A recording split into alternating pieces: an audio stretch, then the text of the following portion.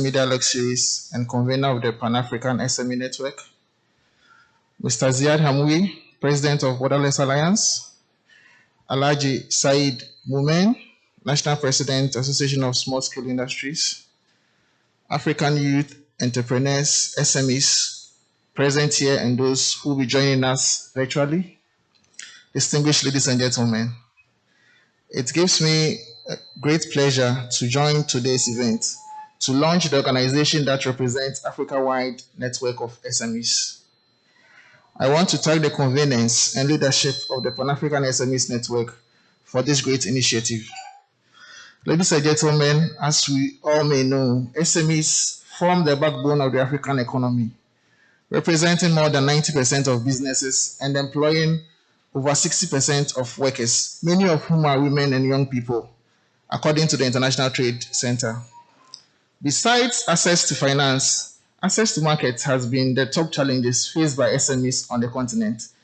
And AfCFTA provides the opportunity for SMEs to reach markets beyond their national borders. At the same time, we appreciate that, however, AfCFTA will also open the Ghanaian market up to competition from different SMEs from different other African countries.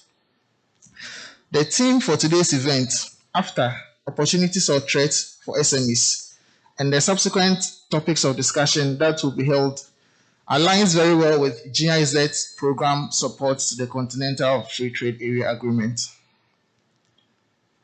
GIZ, under the German Federal Ministry of Economic Cooperation and Development, has been supporting the African Union as well as the AfCFTA Secretariat to improve the framework conditions for realizing the African Continental Free Trade Area since the negotiations started in 2016. One of the 5 main output areas for our project is focused on cross-cutting issues relating to support to private sector, civil society organizations, women, young entrepreneurs to be able to participate actively and take advantage of the AfCFTA. In this context, GIZ is partnering organizations that drive interests of SMEs, women and youth participation in the AfCFTA. In Ghana, our project is supporting the negotiations and national implementation efforts and is working closely with the Global Alliance for Trade Facilitation as the GIZ Trade Hub, together with key partners like the Ministry of Trade and Industry, the National AfCFTA Coordination Office, the Ghana Revenue Authority Customs Division, Ghana Chamber of Commerce and Industry, Ghana Chamber of Young Entrepreneurs, and of course, the Pan-African SMEs Network, among others. We are currently starting an activity aimed at improving the competitiveness of about 1,000 SMEs across the various sectors to be able to trade in the AfCFTA, as well as undertaking nationwide sensitization and awareness creation of young entrepreneurs and SMEs. Distinguished ladies and gentlemen, in my view, I would like today's discussion to identify and focus on SMEs on the continent and how they can surmount the potential challenges that AfCFTA presents. Once again, let me thank you all for your attention and wish the Pan-African SMEs Network all the best in its endeavors. Thank you. Please clap, or otherwise we will not get our lunch. This is GIZ. Okay. Thank you very much, Mr. Hammond, for those remarks. I think you've provided us some direction as to what you expect from all that we'll do today. And I do know that for the people assembled in this room, we're going to achieve that. Next is our keynote speaker, who has had several years, over 18 years experience in the private sector, working in logistics and transport in Ghana and also across West Africa. He is a founding member and past president, as well as the current national president for Ghana for Borderless Alliance. Borderless Alliance is a private sector-led multi-stakeholder advocacy group that promotes regional economic integration in West Africa and tackles barriers to regional trade and transport. Currently, he serves on several high-level national and international advisory assignments. He is a co-chair of the steering committee for the Regional Food Trade Coalition. He's a member of the Transport and Connectivity Strategy Group of the Africa-Europe Foundation. He's a member of the National Trade Facilitation Committee of Ghana, which I'm also privileged to be a member. He's joined several technical working groups of the National AfCFTA Coordination Office. He was actually one of the instrumental members of that group that developed the trade facilitation strategy for Ghana. He also serves on the technical working group for border security for the SGI initiative. SGI stands for what? Security and Governance Initiative. Okay. So, ladies and gentlemen, we have no mean person than Mr. Ziad Hamui, who will give us our keynote address. Please welcome Ziad, who is also my friend. Thank you, Dodi. That last one was actually as important as all of the others combined. And I thank you for being here also today. It's a great pleasure and a privilege to actually be here today and to contribute the keynote address on behalf of Borderless Alliance to the launching event and to this dialogue. I'm looking forward to very active dialogue. The Executive Director of Pan-African SMEs Network, the representative of the German Development Corporation, GIZ in Ghana, the representatives of the organized private associations, representatives of the civil society organizations, captains of industry and trades, all protocol being duly observed. 2 years ago, when the African heads of state officially inaugurated the African Continental Free Trade Area in Niamey, they had declared July 7 of each year to commemorate African Integration Day, to encourage an active dialogue about the status of integration across the continent, to highlight ways to unlock its opportunities and mitigate its challenges to all stakeholders involved, chiefly policymakers, private enterprises, and the average African citizen. And I recall when we were having our CSO Policy Forum dialogue in Niamey in the first week of July, that we were tasked with the responsibility of playing a bigger political role as civil society organization, in the sense that we need to mobilize private sector participation in policy making in order to ensure that the African Continental Free Trade Agreement actually takes off. 6 months afterwards from there, the world, and Africa in particular, has been caught up in the grip of a series of devastating shocks: a pandemic, a locust infestation, drought, and a commodity price meltdown, with a long period of closed national borders and severely reduced economic productivity. Although many countries have managed these shocks quite well on the continent, many more are still experiencing severe financial and economic pressure as a result of the events of the past 2 years. Of course, the African SMEs bear the brunt of this, as being the traditional engines of growth across the continent. And the lessons are too clear.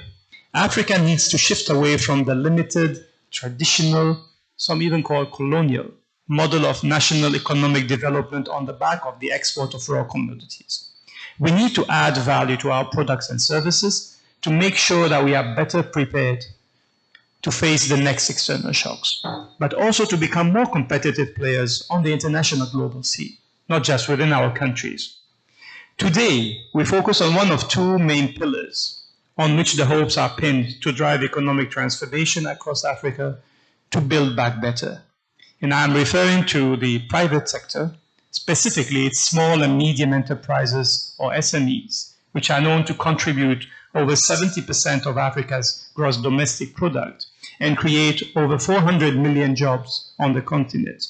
And yet, many of them still operate informally due to many challenges in terms of capacity or inability to meet stringent requirements for setting up and running their businesses.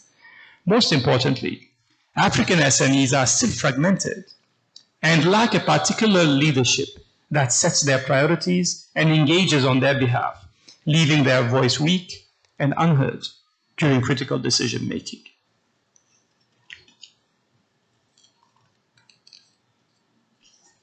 Distinguished guests, ladies and gentlemen, there is a strong case for helping African SMEs to flourish, not only for the sake of Africa, but for the global economy, because it will help create better job opportunities and a growing middle class with disposable income, while helping establish market opportunities for new investors.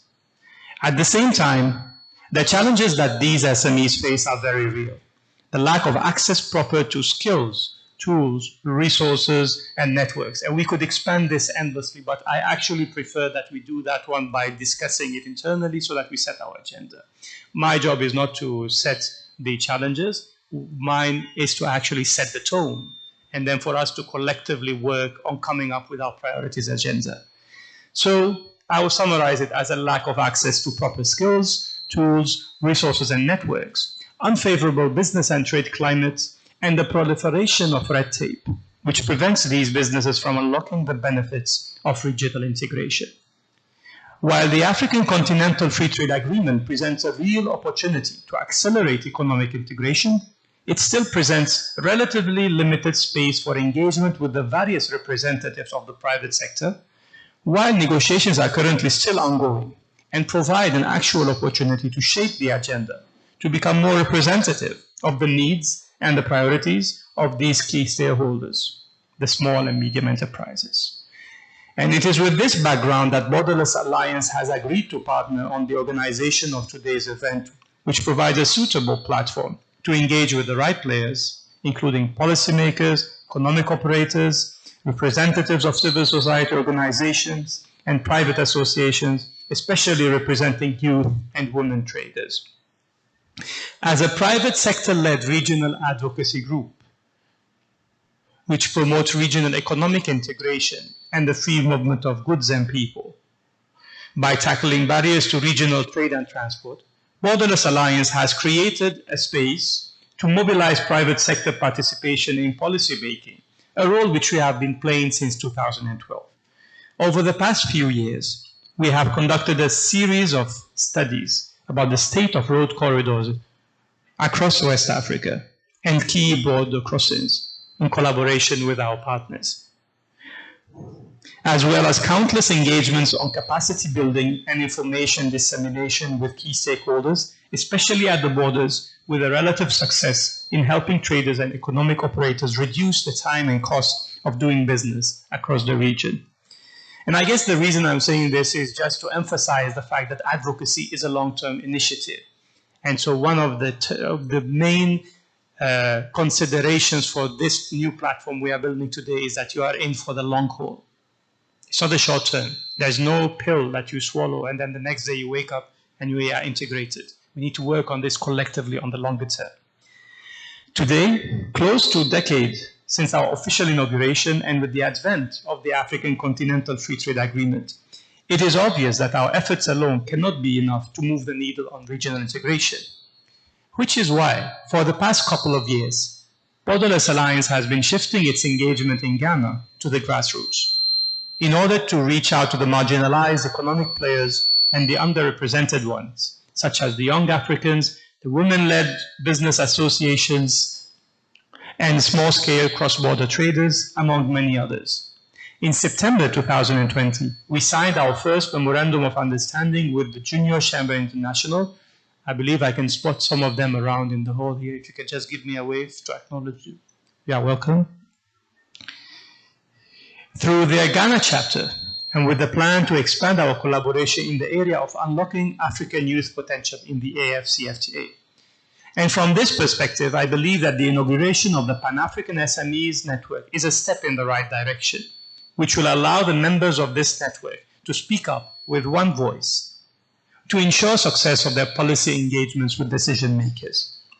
Ladies and gentlemen, the African Continental Free Trade Agreement will unlock business opportunities, but its benefits will not be automatic, as different countries need to make sure that they provide a conducive and enabling business environment for their local players to allow them to successfully compete on the continental scene. Yes, there will be some initial winners and losers at the beginning, but in the longer term, we will all benefit from access to better and cheaper goods and services from across our continent. Let me stop here for a moment to just give you the unpleasant news which I heard this morning about a long-established cashew processing factory in Ghana called Nim Cashew, which was announced just today that it was wrapping up and it was closing down with a job loss of about 1,000 of its employees, more than 1,000. And so this will show you that we need to make sure that we look or create the right enabling environment to make sure that our SMEs become competitive in order to avoid losing out to competitors. So let us avoid wasting our efforts on how to build walls around our local economies, for that will only aggravate the current situation and make us more reliable on consumption and importation of foreign goods and services. And the lessons from our African neighbors, the close ones and the further ones, the old and new, tells us that the only way forward is together. Africa is still a land of opportunity, and the AfCFTA is a unique opportunity to unlock the vast potential of our local SMEs and become global competitors in their own right. But first, there are challenges which need to be tackled. Our SMEs need a more enabling business environment. And as we debate the topic of the day, I thank you all. I wish you all a fruitful deliberations and a happy Africa Integration Day in advance. Thank you.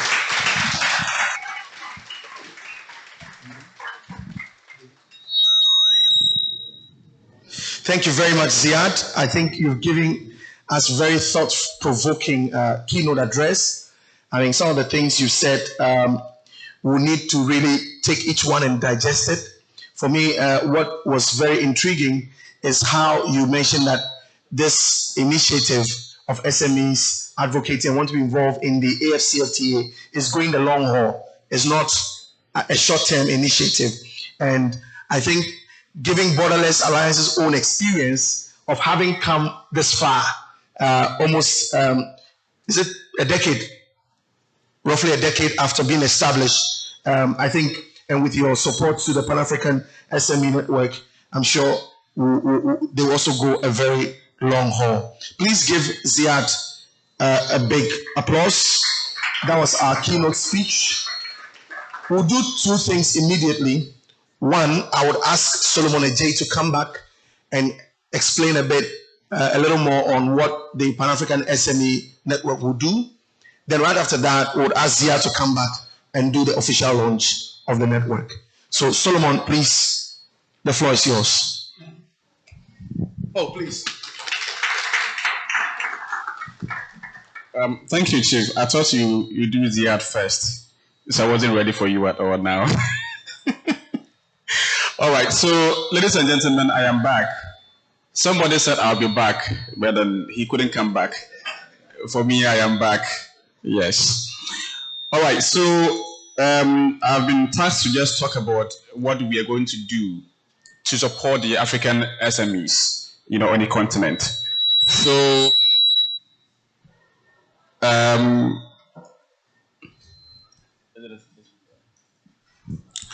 right, so one of the key things that we're going to do, again, let me say that I thought I was coming after Ziad, and so I may have to skip some of the things I wanted to do, but I'll still come back again then.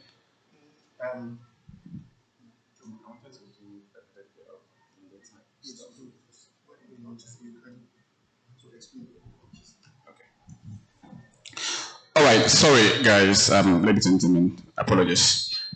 My boss says I should go ahead and elaborate what we're going to do. So the first thing that we want to do is what we are doing today, the African SMEs Dialogue. Now, we realize that there are many issues that need to be discussed. There are many issues that we need to tackle. There are many things that need to be done to support African SMEs. But what is a platform, the common platform that brings everybody together to dialogue over some of these issues? Like I said, I have been part of the Commonwealth platform for many years, and we do things in a Commonwealth circle. But then those on the other side, they will also be, I think, in a different circle. But is there a way to bring all of us together to dialogue over these issues and make one decision, on the way forward? So this is one of the key things that we're going to do. Periodically, we're going to discuss issues as and when they come up. We're going to look at diverse topics, diverse issues from continental focus, country focus, among other things, to ensure that the African SMEs will stand and will thrive and see success. So the first key thing is the African SMEs Dialogue.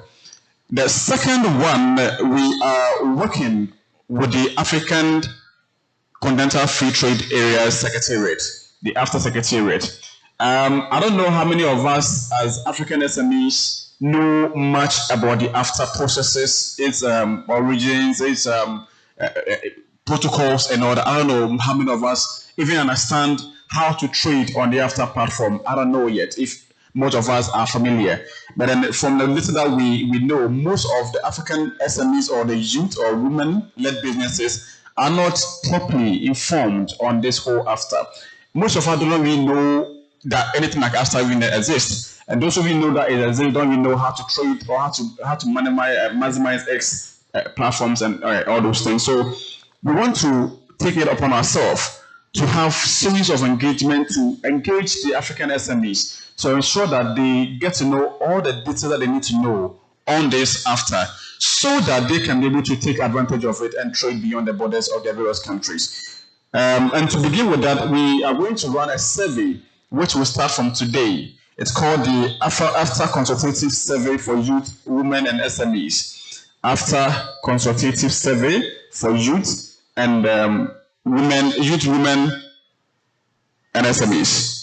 So this survey is going to go around the entire country through our key partners and ensure that every SME, every youth, every woman-led business on the continent is able to put in make their input on their expectations, their knowledge about the AfCFTA, what exactly they want to know, how they want to be treated or traded online or whatever platform they want. We're going to make sure that they have a platform to voice their expectations, their concerns, and all that they need about the AfCFTA.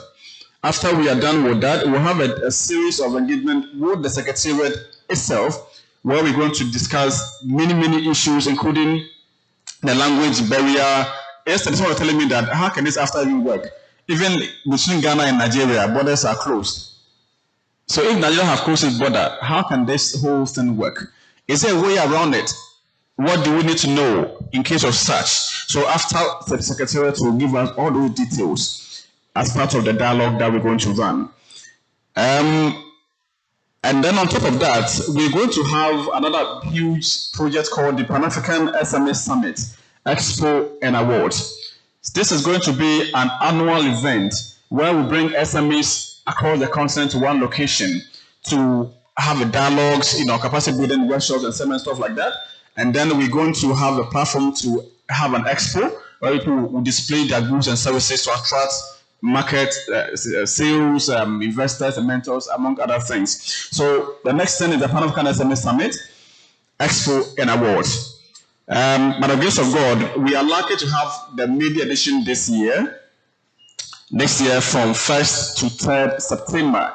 We are lucky to have the media edition this year in Ghana from 1st to 3rd September. The next thing we're going to do is talk about the AfCFTA and how we're going to run a survey to ensure that the SMEs are abreast to the AfCFTA and all those things. Now, we want to produce a guide for the SME, a very simplified document that when you pick it, all you need to know about the AfCFTA as SME is in there. So you don't need to go and read all the big books and all those things. Just a simplified document that you pick, and it will give you easy steps on how to trade on the AfCFTA platforms and all that. So that's what we call the guide for SMEs, the AfCFTA guide for SMEs. We're going to produce that document as part of the dialogue that we're going to have from the survey to the dialogue with the Secretariat to the 3-day summit. All the funding from those sessions will be compiled or transcribed into a very, document that will be like a guide for the SMEs on the AfCFTA. We believe that will help a lot. When I talked to the Secretariat on this project, they were so excited that they were willing to make it a Continental document that every country will have access to it. And so that gave us some morale that, yes, this is a good thing that we have to push. The next thing we're going to do is what we call the African Trade Hub. Now we are creating a platform, an online platform, a virtual platform where SMEs can trade directly among ourselves as a continent. So it's going to be a platform where easily you can create your accounts, put your products, your services online, connect with other people across other countries, and make your sales and then all that. And also it's going to be like a platform that provides relevant information to SMEs and startups across the continent. So that is the African Trade Hub that will also come on board hopefully by the end of this year. We are already working on it with our partners, Courses, IT firm, making sure that that will come to fulfill very soon. Now, the next big thing that we're going to do, by the power vested in me, by us, and by all of us, together with all of you, we want to declare the month of November as Pan-African SMEs Month. So, all of us are declaring the month of November as a Pan-African SMEs Month, where we're going to have series of engagement and activities within the whole month to celebrate and inspire and motivate African SMEs. That is key for us. So practically, that is what we're going to do, some of the things we're going to do for the African SMEs ecosystem. Ladies and gentlemen, I wanted to talk briefly on our online platforms. I don't know if I can go do that. In a sense, can I talk about online platforms since it's not launched yet? Yes, just a few minutes. Okay, great. So before my chairman will come and do the launching, let me first do my own launching the African SMEs website.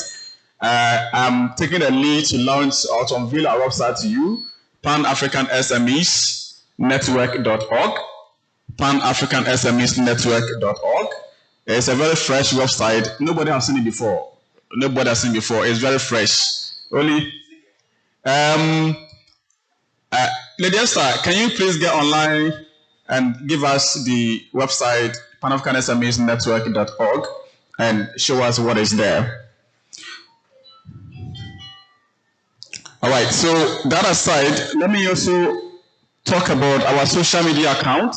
We have a page on Facebook, which is also very fresh page on Facebook, Pan SMEs Network, very fresh page on Facebook.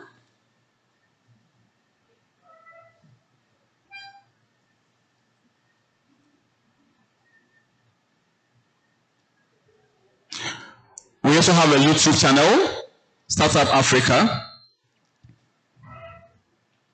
TV.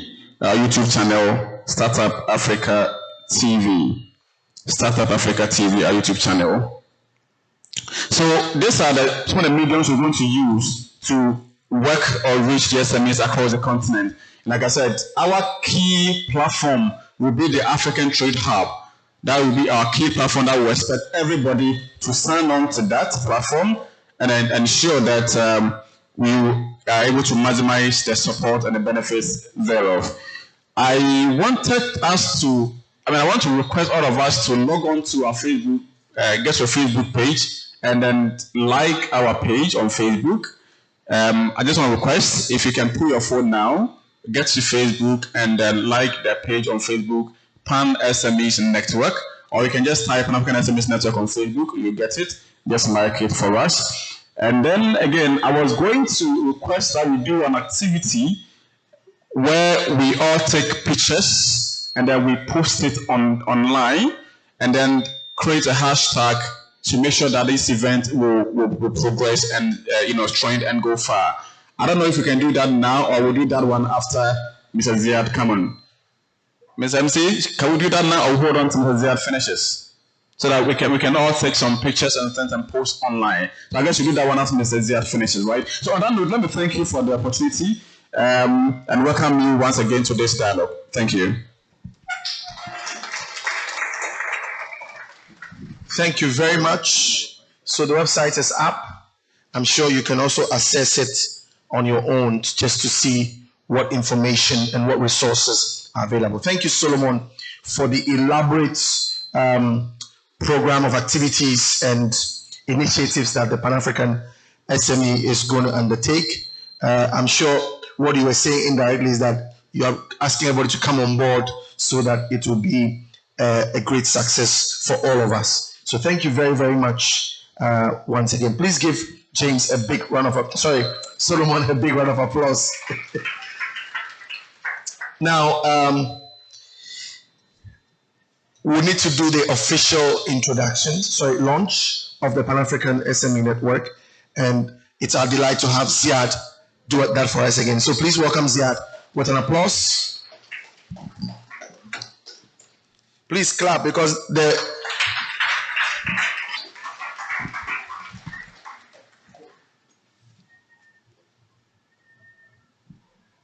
Thank you very much, Dodi.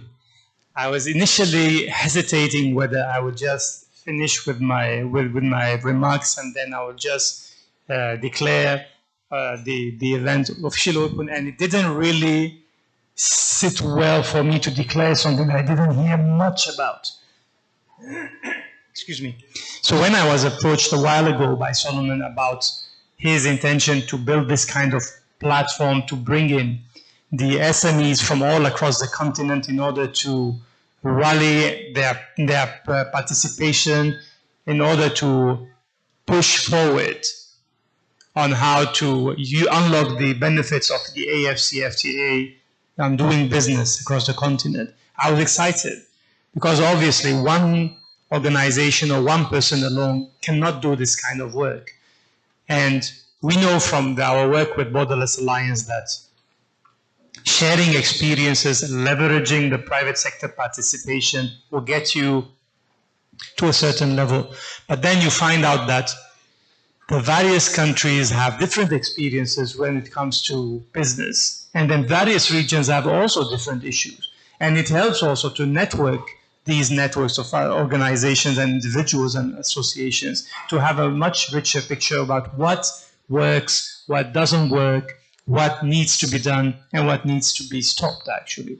And so today, as I was listening along with you to his description of his ambitious projects going into the future, all I can think of is that let's make sure that we plan it carefully and that we implement it, because there's a lot of potential in helping drive the regional integration agenda through this. And so, personally, I am bought in, and I look forward for a role that Borderless Alliance as a network can play within this new organization moving into the future. And so, having said that, and in conclusion, I would like to,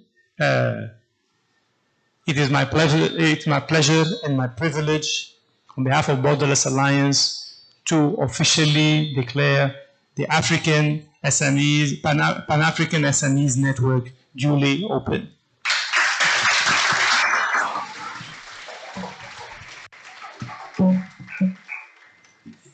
Great, thank you very much, Ziad. Thank you for the solidarity and the encouragement. Solomon.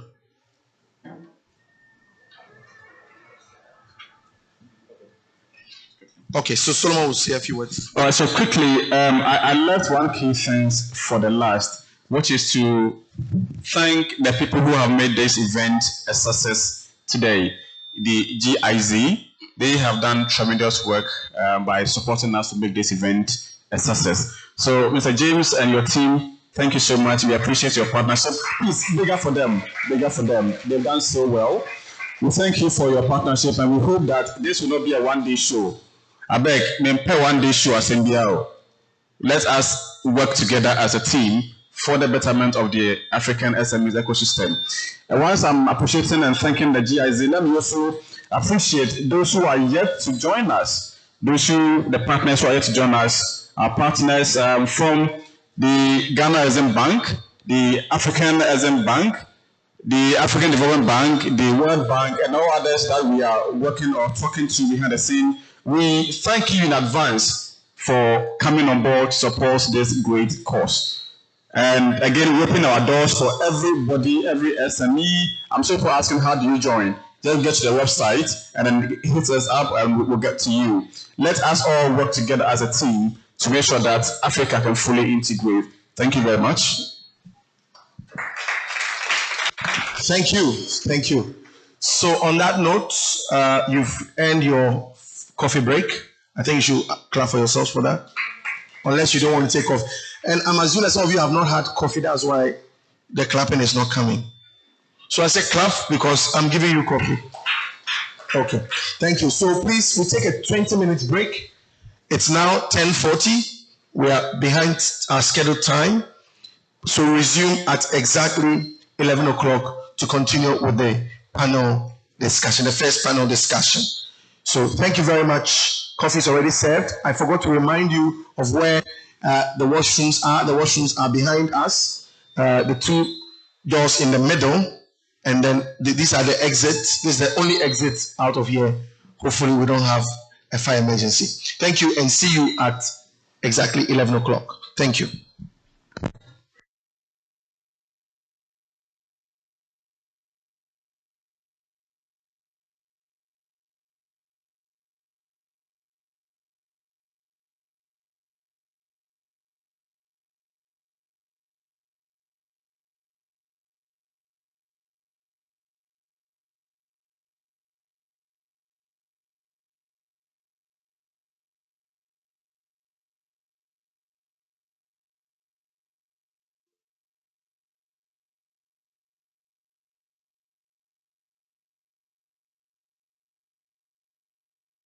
So sorry, we want to take a group picture. Those of you who are yet to go, can you kindly make your way to the front? Just a quick group picture for the website and for memory. My guys from Junior Chamber.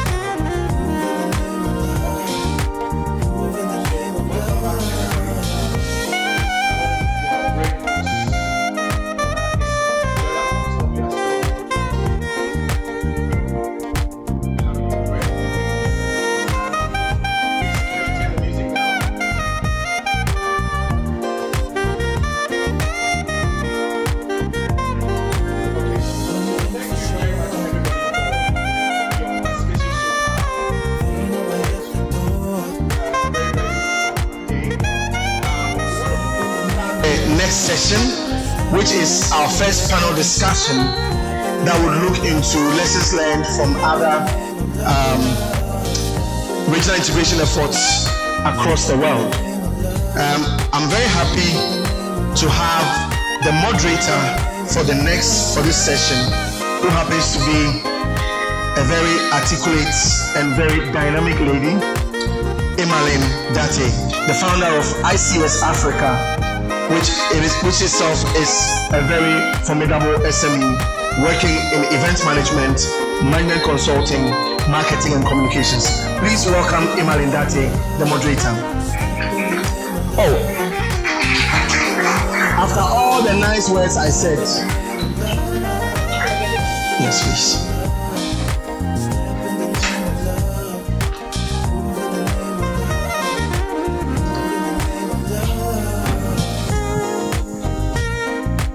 Okay, the floor is mine, right? Thank you very much. Good morning, distinguished ladies and gentlemen.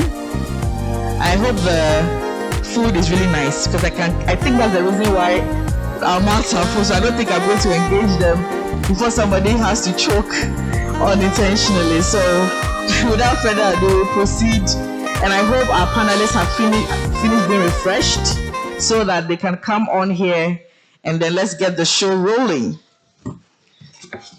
Okay, so I would like to call on, if he is available, the Senior Trade Advisor for the AfCFTA Secretariat, Mr. Prudence, forgive me if I don't pronounce your name well, Sebahizi. Is he here, please?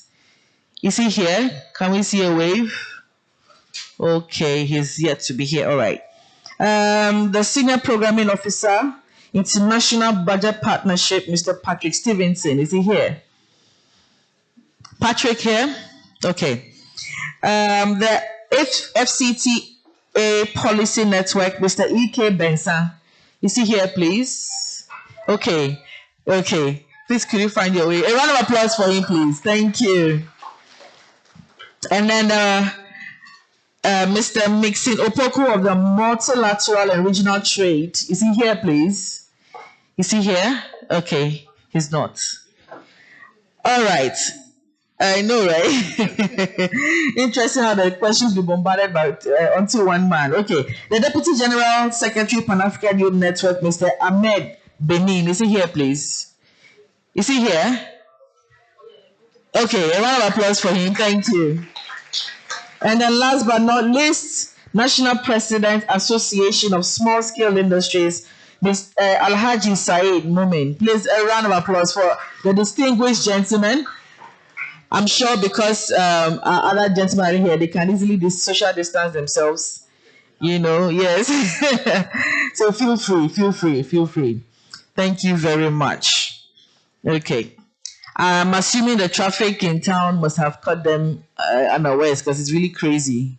But we will make do with what we have, and I'm sure we're going to have a very fruitful conversation. As much as I have my questions prepared, okay, good. Q&As would follow. We are encouraged to please ask your questions. We are discussing how to integrate key lessons from other free trade agreements, including the North American Free Trade Agreement, the European Free Trade Agreements, Free Trade Area, among others. Okay. Right. Are we ready, please? Are we ready? Oh, please. I don't want to feel like I'm alone in this room. Are we ready? Thank you so much for that. Okay. So, for the purposes of... let me put this down. For the purposes of people who may not know what a free trade agreement is, I will do the honors by giving a summary of what it is, because I hear we're streaming on Facebook and other social media platforms. We have been so excited about the AfCFTA, and but it goes without saying that a lot of people still do not understand what it is. Not even everybody has heard about it. I consult for SMEs, and to be honest, it is not part of the discussion. They don't really care. So I was having a discussion with Solomon on this event, and I asked him certain questions.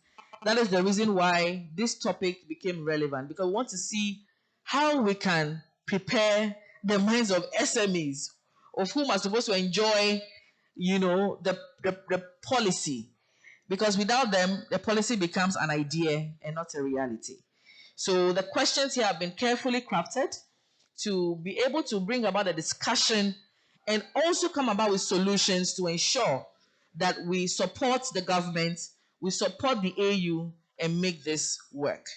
So a free trade agreement is a pact between two or more nations to reduce barriers to imports and exports among them. Now, under a free trade policy, goods and services can be bought and sold across international borders with little or no government tariffs, quotas, subsidies, or prohibitions to inhibit their exchange. There are so many keywords in the definition I have just described. And to be honest, if we are not careful to address these key things within each country, it's going to be a problem. And Solomon mentioned one of it, closed borders, which is a key factor in making this a reality. So I have a question I'm going to pose to my three distinguished gentlemen. For free trade agreements to work, especially in Africa, Ghana inclusive, what are the critical elements needed? And I'm saying Africa because in my study of the other FTAs, I noticed they had unique ways of setting up theirs, and everything is not the same. They had peculiar issues that had to come into play before it came to light. Even at that, not all the countries within those continents are part of it, and there are reasons for that. So in Africa, knowing our situation, our political structure, our cultures, our economic differences, development stages, what would we say are critical elements needed to be put in place? So I'd like to start with you if you don't mind, sir. Right. Thank you so much. And thank you to the organizers. It's a pleasure to join you today. Let me begin by saying that the CFTA, as we have it now, comes on the backdrop of certain structures that were put in place. That includes the regional economic commissions and how they have operationalized and then broken down trade borders among themselves. And ECOWAS is a clear example of that. Under ECOWAS, we have free movement of goods, services, and persons. Even though that is on paper, we have fundamental challenges that confront ECOWAS. And so if you understand how ECOWAS has operated and why goods from Benin cannot easily get into Nigeria, and why Benin can close its borders and Nigeria would react by closing its borders, it comes to affect Ghana. It tells you the challenges that CFTA is going to be confronted with. Because African countries are not ready, or they do not easily let go of their sovereignty. And for us to have a functional and working CFTA, countries must be willing first to break down the borders. It means that the visa regimes must change, because you can't be talking about moving goods and services from Ghana to South Africa or from Nigeria to Gabon, and then the business person cannot travel freely. It means that's a major challenge. Second is that Africa itself has started this discussion on the customs union. Now, that meant that we needed to harmonize our tariff regime. I think within ECOWAS, we have had that challenge, and it became a political discussion in this country, where we made comparisons between the tariffs in Ivory Coast and that of Ghana, and why importation is very expensive this time, and why Ghanaian products are not competitive. At the continental level, that discussion has been ongoing, and I think that the AU facilitated customs organizations within African countries to come together and put a working framework. Now, that is something that we need to address as a continent. Because if you say CFTA allows us to have an African product, it means something that is produced in South Africa under the CFTA regime becomes an African product. just like you have an EU product, it means that that product moving from South Africa to Ghana, we must not have certain tariffs applicable this side. The question is, have we made substantial gains in setting up these custom unions to harmonize the tariff regime on the continent? No. So we need to address that. The third thing that I think we need to address in terms of getting CFTA to really take off is providing the appropriate legal framework for SMEs across board, so that when you incorporate a company in Gabon or in Equatorial Guinea or in Mauritius, you do not need to come and reincorporate that company in Ghana. That means that the legal frameworks must be harmonized in a way that SMEs that are incorporated in one African country can operate freely in another. I think that if we can get these things in place, it's going to make the business climate across the continent will be free flowing. And so African businesses, SMEs, can then take advantage of the 1.2, 1.3 billion market that's available to us. The final thing that we need to do, and we don't need to miss words on that African governments must begin to protect our businesses, because the 1.2, 1.3 billion people on this continent, the Chinese want that market. The Europeans want that market. The Americans want that market. So if we don't have any effective support system to empower and protect our businesses, you are going to have more subsidized businesses coming from Belgium to take over the chicken production here, when the Akati farms are here and are supposed to take advantage of the CFTA to expand. You are going to have companies from Brazil taking over the market. So really, the whole concept of CFTA is not about just the sloganeering. It's about what are our governments actually doing to ensure that when Abena here starts a business, she's properly protected, she has market access and can take advantage of the 1.2, 1.3 billion people. If we don't do that, really, we would be having this conversation over and over again, and the biggest beneficiaries will be non-Africans or people living outside the borders of the African continent. I think these are my initial comments. Thank you. All right. Okay. Good afternoon or good morning. I don't want to repeat what my distinguished colleague just said. So what I really want to speak to is the whole issue about the integration lessons that you spoke to. I think it's a very good title, and thank you for the very important theme. And I also want to say congratulations for the great work that you guys are doing, because SMEs, when you speak to a lot of people, private sector people who really want to do big things around AfTA, a lot of them complain about how SMEs are not getting what they need. And so I know there are many people after this conference who will be very happy to do follow-ups with you guys. So well done on that. Now, once again, timely topic. African Integration Day is celebrated throughout this week. And it's very good to be having these discussions to reflect on the whole issue of integration.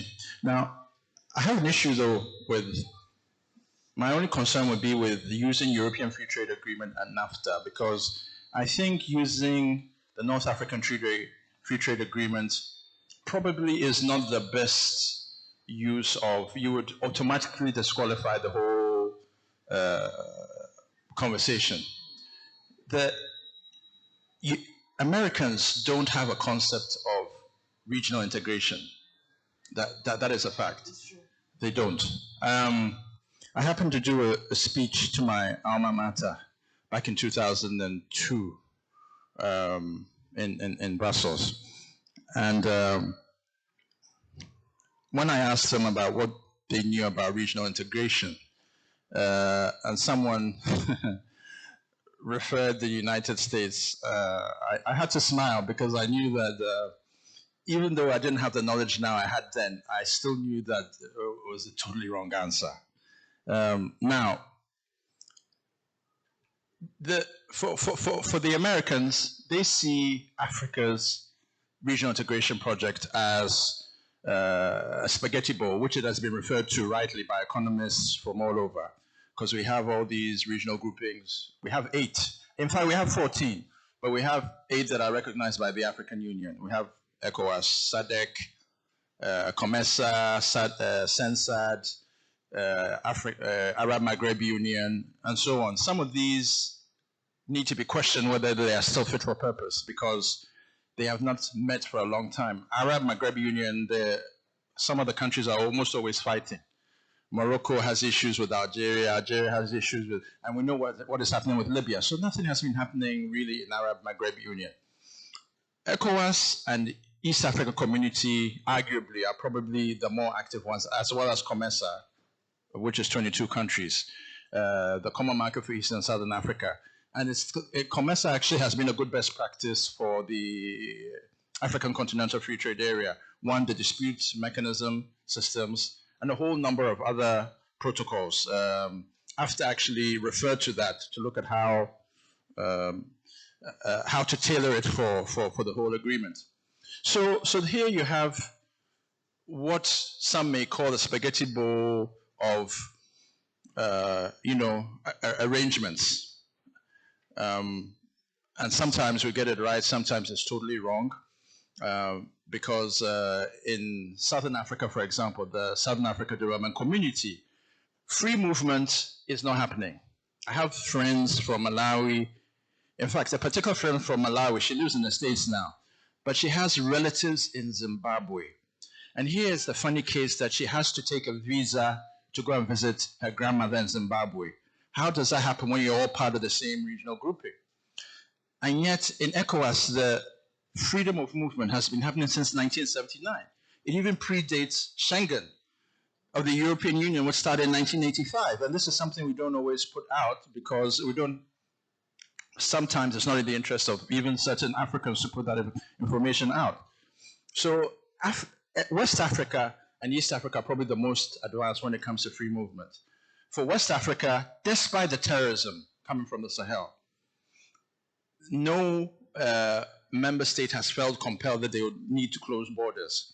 And yet we found out that even when September 11th happened, 2001, there were some discussions, in certain quarters around EU that, they need to revise their, the Schengen arrangements and so on and so forth. I'm glad that that didn't really happen because, if you have enough intelligence gathered, enough institutions to be working alongside, monitoring free movement and the people coming in and out, really, you don't need to have closed borders. I'm stressing on the borders bit because when you look at the African Continental Free Trade, one particular bit that is really lacking is this whole issue of the free movement. Currently, we have 4 countries that have ratified the Free Movement Protocol, which is a very critical part of the AfCFTA protocol. 4 countries. And yet we have 55 member states of the AU. How is it that you have ECOWAS with 15 countries? East Africa Community with about 6 countries. That's already 21, 22 countries. Even DRC is knocking on East Africa right now. I think DRC has been, is now a new member of the East African Community. So here you have these countries, 22 countries already doing freedom of movement well at the regional level. Yet, when you come to the continental level, they are not working. So there's something happening which, for example, at AfCFTA Policy Network, we're thankfully going to do some work with the International Organization for Migration very soon. And in fact, I'm actually moderating a session with IOM, and UNDP and Afro Champions this Thursday. They're doing a side event looking at freedom of movements as part of the African Integration Day. So freedom of movement is a very critical part of the whole AfCFTA journey. And ask an American, they will not be able to relate to that when they look at NAFTA, I can tell you. Now, I'm going to quickly turn to the NAFTA issue again because NAFTA was not so much of a problem as the free trade area of the Americas. I was in civil society, both in Brussels and in Ghana. When I returned to Ghana in 2004, civil society went to work with Third World Network.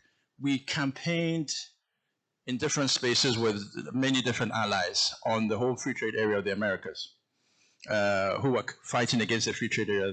I can tell the free trade area of Americas was just a whole investment project that would lock in member states of the Americas, Southern America, Peru, Lima, all these countries, to make it easier for companies to rip them off. I remember they had something called Chapter 11 agreements, which would allow many of the investors to have what they call national treatment. So they could, foreign investors from America going into, let's say, Peru, could be treated the same as businesses in Peru. They would have the same privileges, that kind of thing. There were many civil society organizations, I think some of them Via Campesina, and a lot of Latin Americans. In fact, Latin Americans, if we know from Bolivia and all this, they're actually very activists. They're very, very like Africans. They have this fire in their belly, ready to fight and campaign for injustice. So a lot of them are also doing groundwork against the free trade area of the Americas, which a lot of people said was what they call NAFTA plus, the North American Free Trade Area plus one. Some even said that it was plus WTO, because it was so locking member states of Southern America into this investment agreement without giving them space for protocols on women and youth. Conversely, right now, the African Continental Free Trade Area, the Secretariat is working on a protocol for women. This was disclosed at a meeting last week, and they're also working on one on youth as well. So the African Continental Free Trade Area, for a lot of people who are clueless about it, it is not a project that just fell from the sky. The AfCFTA Secretariat itself was the decision of the Department of Trade and Industry of the African Union. They felt that they needed an institution that would help represent the intra-African trade conversations on the continent, because you could not just leave it for the department of about 5 or 6 people to do, a whole institution would need to prosecute the whole agenda of AfCFTA, and hence we have AfCFTA. This is important in understanding because AfCFTA, the whole African Continental Free Trade Area, is part of the other 14 flagship projects of what they call Agenda 2063, which was which was dreamed up in 2013 under the African Union's South African chair, Nkosazana Dlamini-Zuma. In fact, the whole thing started off with her writing a letter to Nkrumah, imagining what Nkrumah would want to say if Nkrumah was looking at the African Union's 50, 60 years on. And so member states adopted it, ergo, the Agenda 2063 was born. I'm very happy we're talking about the Agenda 2063 because unlike the Sustainable Development Goals, Agenda 2063 is not as popular, although it is going in a lot of ground. But people need to understand that AfCFTA is here, but it is a project of Agenda 2063, of AU member states. And therefore, it is not just about intra-African trade alone. It needs to have connections. The UN Economic Commission for Africa, for example, in 2019, in a report, said that the African Continental Free Trade Area is not just about intra-African trade, but it is about dispelling the crisis of implementation that existed around AU programming and also validating Agenda 2063, which is simply to say that if the momentum that was used on getting member states to ratify, now we have 38 member states that have ratified African Continental Free Trade Area. If that momentum had been built from Kigali, the signing in Kigali in 2018 up until now, 3 years later, then we can use that same momentum to ensure that we ratify many of other AU protocols that have not been signed. We have an AU levy that only about 4 or 5 member states have signed up to. Ghana, thankfully, is one of the members. 2 years ago, Ghana started paying AU levy. That's 0.2% of imports to the AU as part of raising financing, independent financing for the AU. Sadly, we don't have about 10 countries that are working on it. at the moment, and that's a problem. And yet we have, when you look at the AU's constitutive acts, there what they call Article 19 institutions. That's the African Investment Bank, African Central Bank, and African Monetary Fund. 3 institutions that should have been important to help raise financing for the African Union, and that's not happening. In this era of COVID, we have the African Medicines Agency, which was set up in 2019. It's supposed to be an AU agency that will get member states to start looking at rejecting substandard drugs that go across the continent. We only have like 4 or 5 ratifications on that.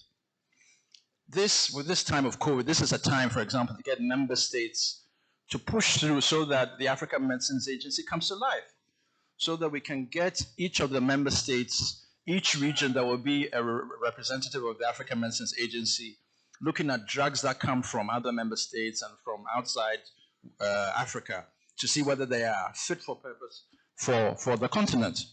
So COVID has opened up opportunities for how the AU can work a lot better.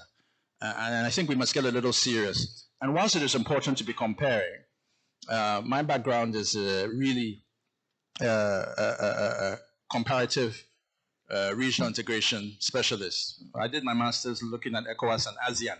At the time, there weren't many countries looking at Asia, because Asia has a lot of lessons that they can offer for the continent that we need to pick on. That can help improve the way we do our integration. The thing about comparing is that it is good, but we shouldn't be comparing apples with oranges. For me, I would say that the European Free Trade Agreement is a non-starter, that we don't even have to be comparing at all.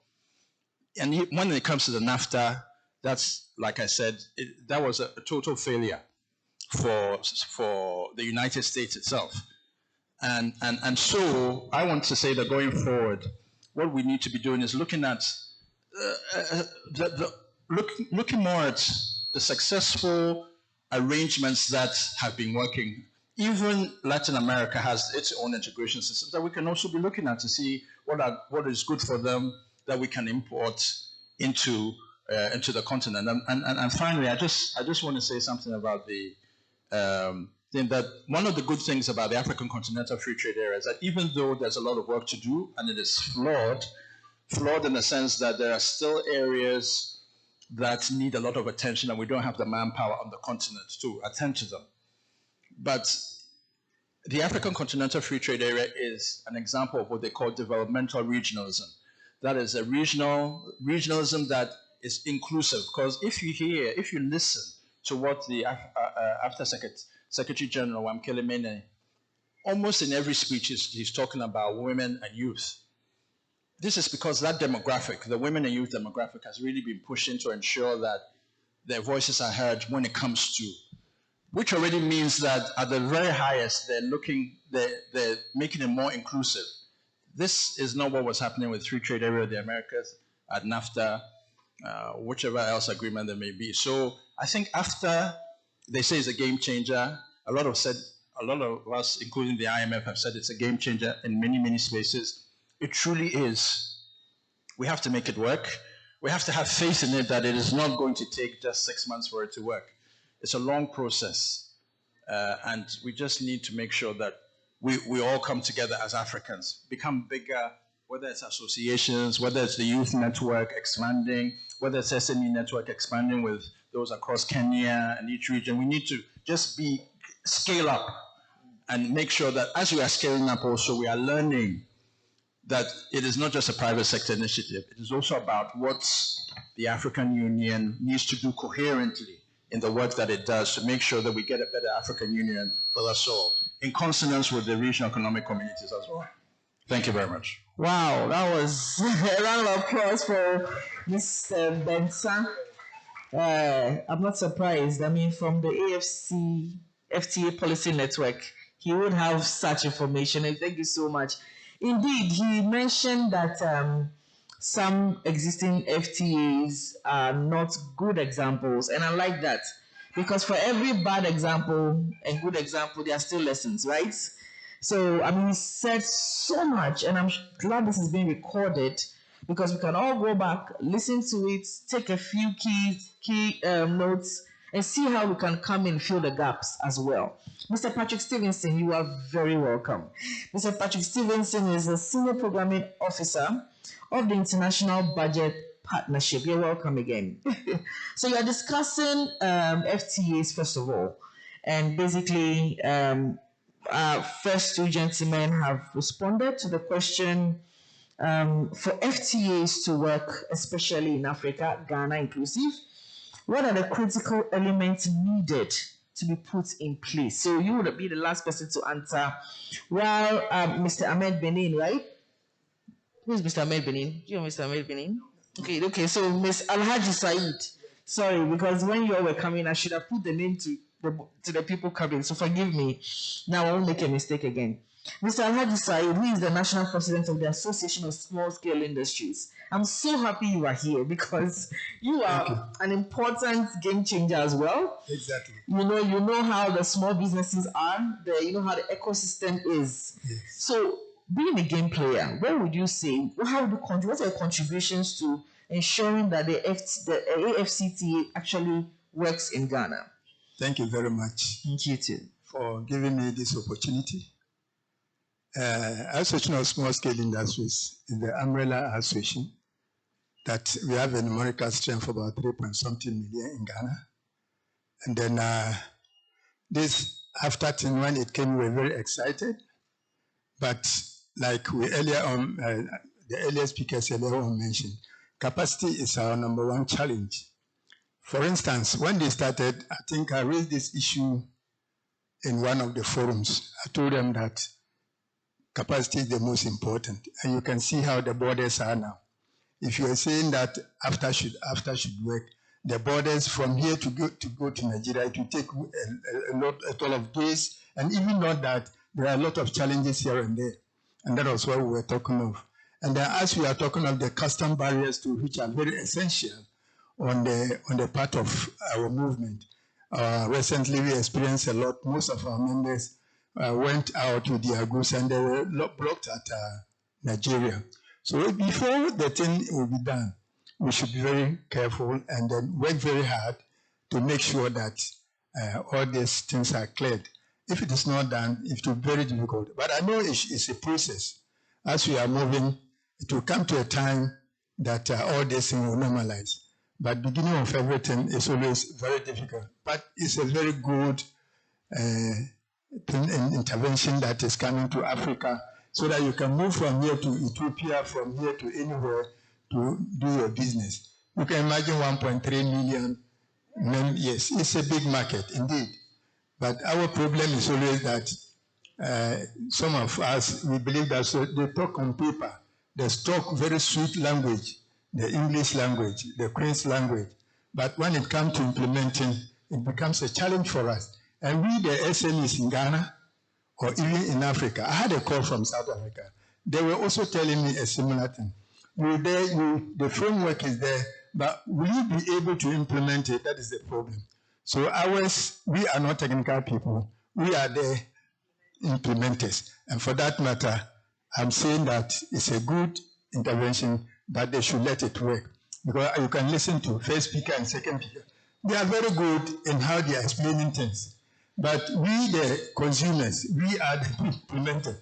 We will not be able to do that. But I'm telling you, if Ghana, this thing is able to work very well, I tell you, we don't need anybody, not even go to the government sector or public sector to work. Because as we are now, we engage a lot of people. You can see a lot of my members here ready to listen to their president. And I believe strongly that this is what we have to do. So in this nutshell, I think the technicals will talk, and we, the implementers, will also listen. Thank you. A round of applause for him, please. I love the practicality of the answers because I'm somebody who is not a talk shop person. If I put my hand on something, it means there must be an element of effectiveness somewhere.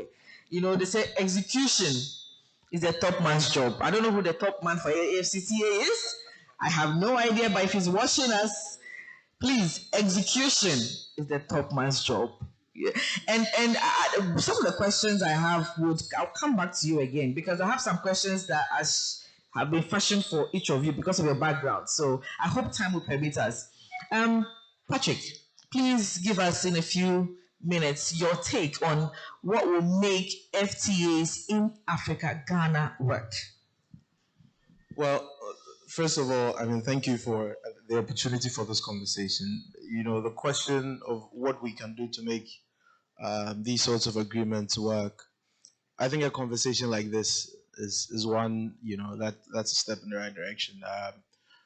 It suggests that we are not sitting, you know, in some high offices, whether it's with the African Union or, you know, any of these regional bodies, but at least we are bringing the conversation home. I think that's the very first important thing, because again, the agreements themselves are not for the policymakers. At the end of the day, the agreements are for, you know, the citizens, and the citizens come from different backgrounds. Some are business people. So I'm excited you have, you know, the Association of Small Scale Industries here, and I want to find out why small scale industries. Why not the as they call it? Adam calls it the Afro champions, right? Why not the big multinationals on the continent? But I think that there's a reason to that. We have a lot of these businesses on the continent. So the very first thing is bringing the conversation home so people can localize that.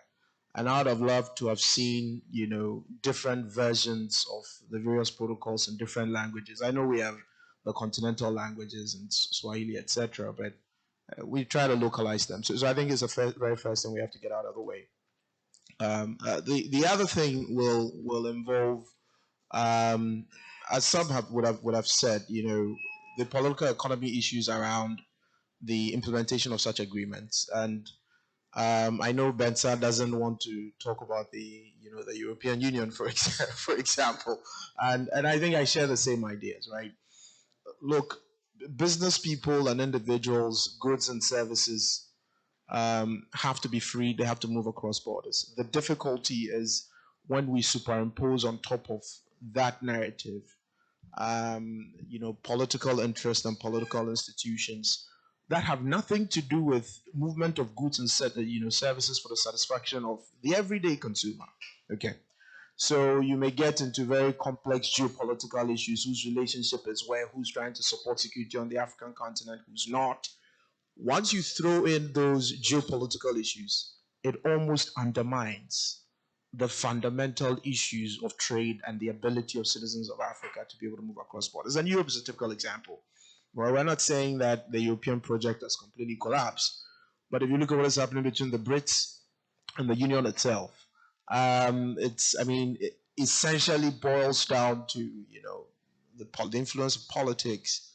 It's not necessarily a bad thing, but at least they managed to scale a number of the barriers around getting the people to move around. They scaled the barriers around, you know, unionization of currency. They built a lot of, you know, soft infrastructure to support, you know, people to do business, etc. Those are the everyday things that a businessman is looking for. Those are the everyday things that my grandmother, who's probably on the flower border, wants to be able to walk across and buy goods and move around.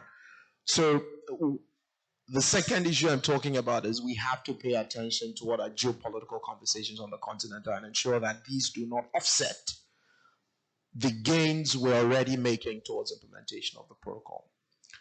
The third thing I think is that, you know, AfCFTA is coming at a time where we've had previous conversations about, you know, free trade areas. We've had previous conversations about integration.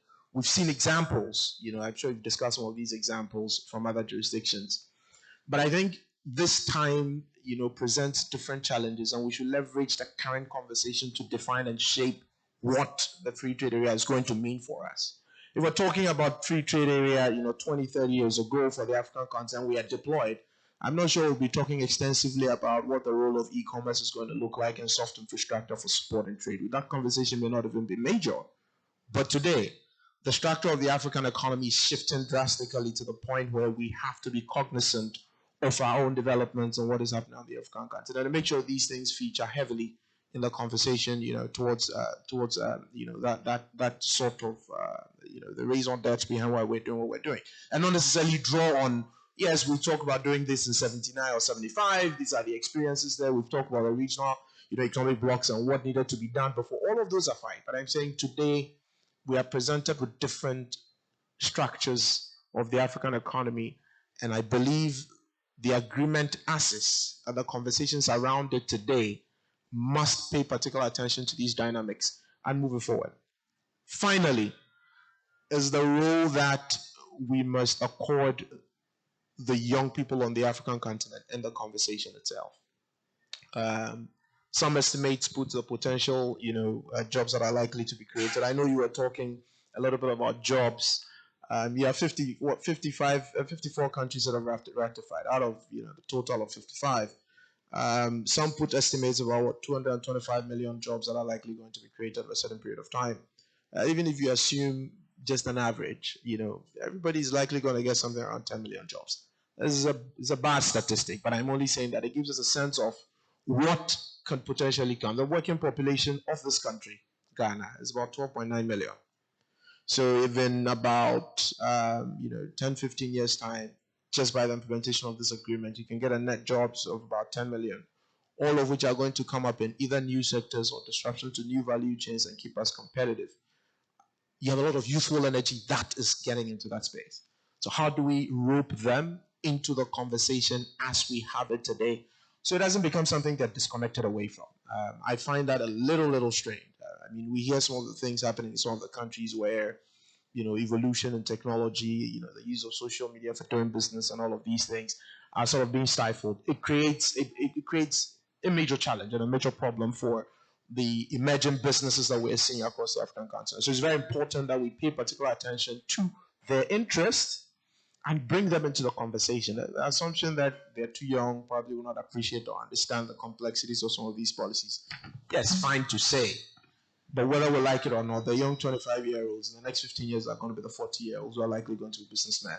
You're better off they understand the systems that you're building for them now than when the 40-year-olds become problems for the policy initiatives that we want to implement. So this would be my summary of what we need to do in addition to what I suspect the other panel members would have talked about. A round of applause for Mr. Stevenson. That was also another insightful, when I listen to the gentleman speak, I always wonder, I'm sure Mr. Mensah would know, I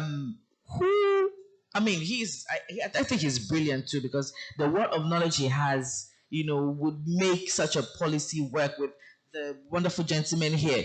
And I wonder, sometimes in Africa, we suffer because we don't let the right people handle affairs. And it is the problem I see, because listening to them, I hear a lot of stakeholder engagement should be going on, getting experts on board, getting technical know-how, legal framework, and what have you. Now, the truth is, what we lack in this continent is when people give advice, quickly you should put them in the helm of affairs, for me.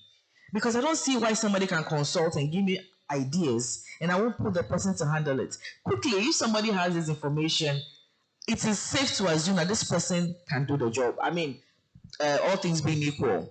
But this is going to lead me to my other question, which is the problem in Africa. And I think that we are so self-centered, it is my opinion, that because of that, we lack the creativity. We are so closed-minded. We don't see the solution in front of us.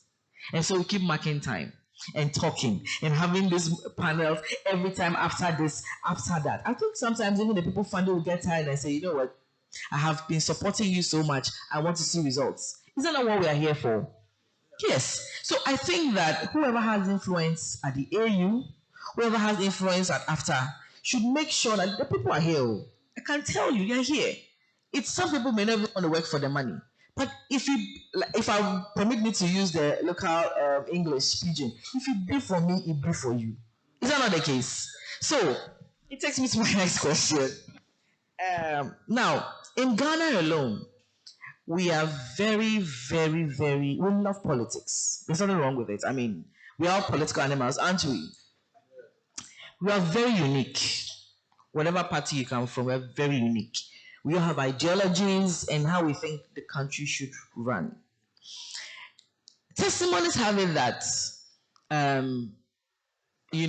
because of the nature of what we have, if you're not partisan, you may not or you may enjoy benefits, depending on where you come from, right? Good. So I want you to make us unlearn or learn. You're getting okay. So please, this is not a I'm not trying to pick on any political party. It's just the nature of our structure here. So all areas that will facilitate AfCFTA. To be honest, like any governing or current government would be under the helm of affairs of AfCFTA, right? So if, for example, XYZ is in power, if AfCFTA comes, they'll be the one implementing. Is that not the case? Right? Things like that. Now, how will SMEs, and I think Alhaji Saeed Momen, you help me with this. SMEs are supposed to be for Ghana. Let's assume AfCFTA has started, legal framework done, everything done, all the exciting things are done. Okay, it's time. My company is ABCD. I'm coming to apply at the secretariat. I don't think anybody from the AU is coming to sit in the office in Ghana to implement anything. The very Ghanaians here will implement it. And I don't believe they will not be part of the government. They will be. How are we going to ensure that the SMEs, whether they are partisan or not, don't suffer the fact that I am either political or not? Are we going to be able to be neutral? I think that's the word I'm looking for, in ensuring that every SME would enjoy whatever good results come out from this. Thank you very much, madam. This your laughter is scaring me already. It's really a question.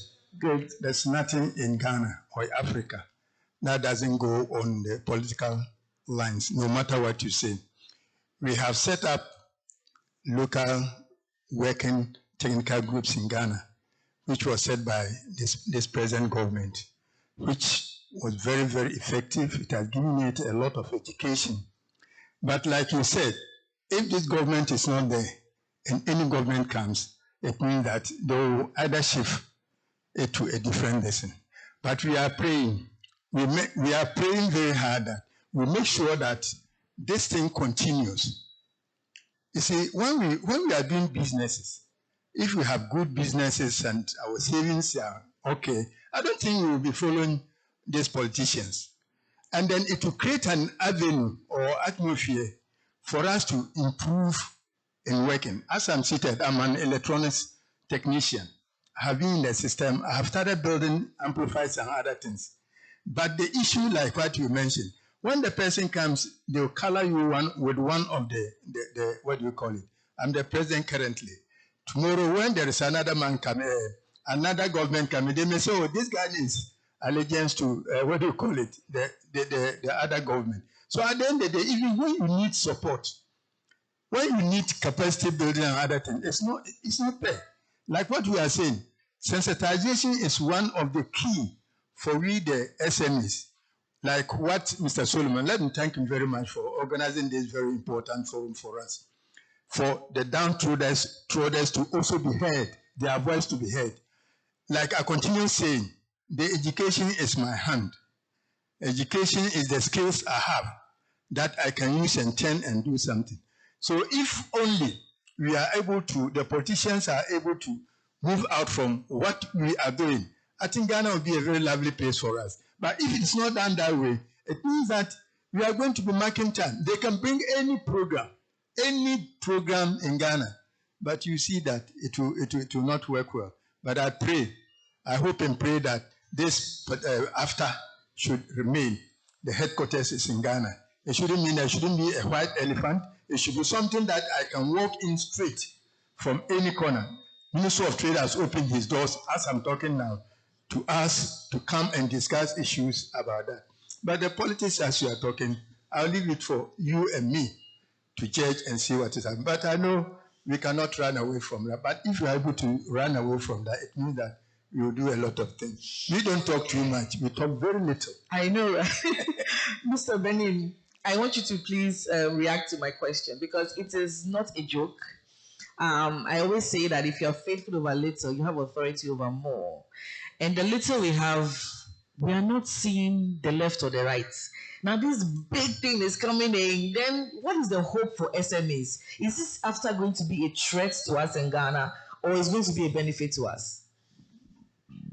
Right. So I think we also need to take AfCFTA in context because one of the challenges is the manner in which we understand it. The AfTA Secretariat in Ghana will not be directly at the disposal of the normal SME.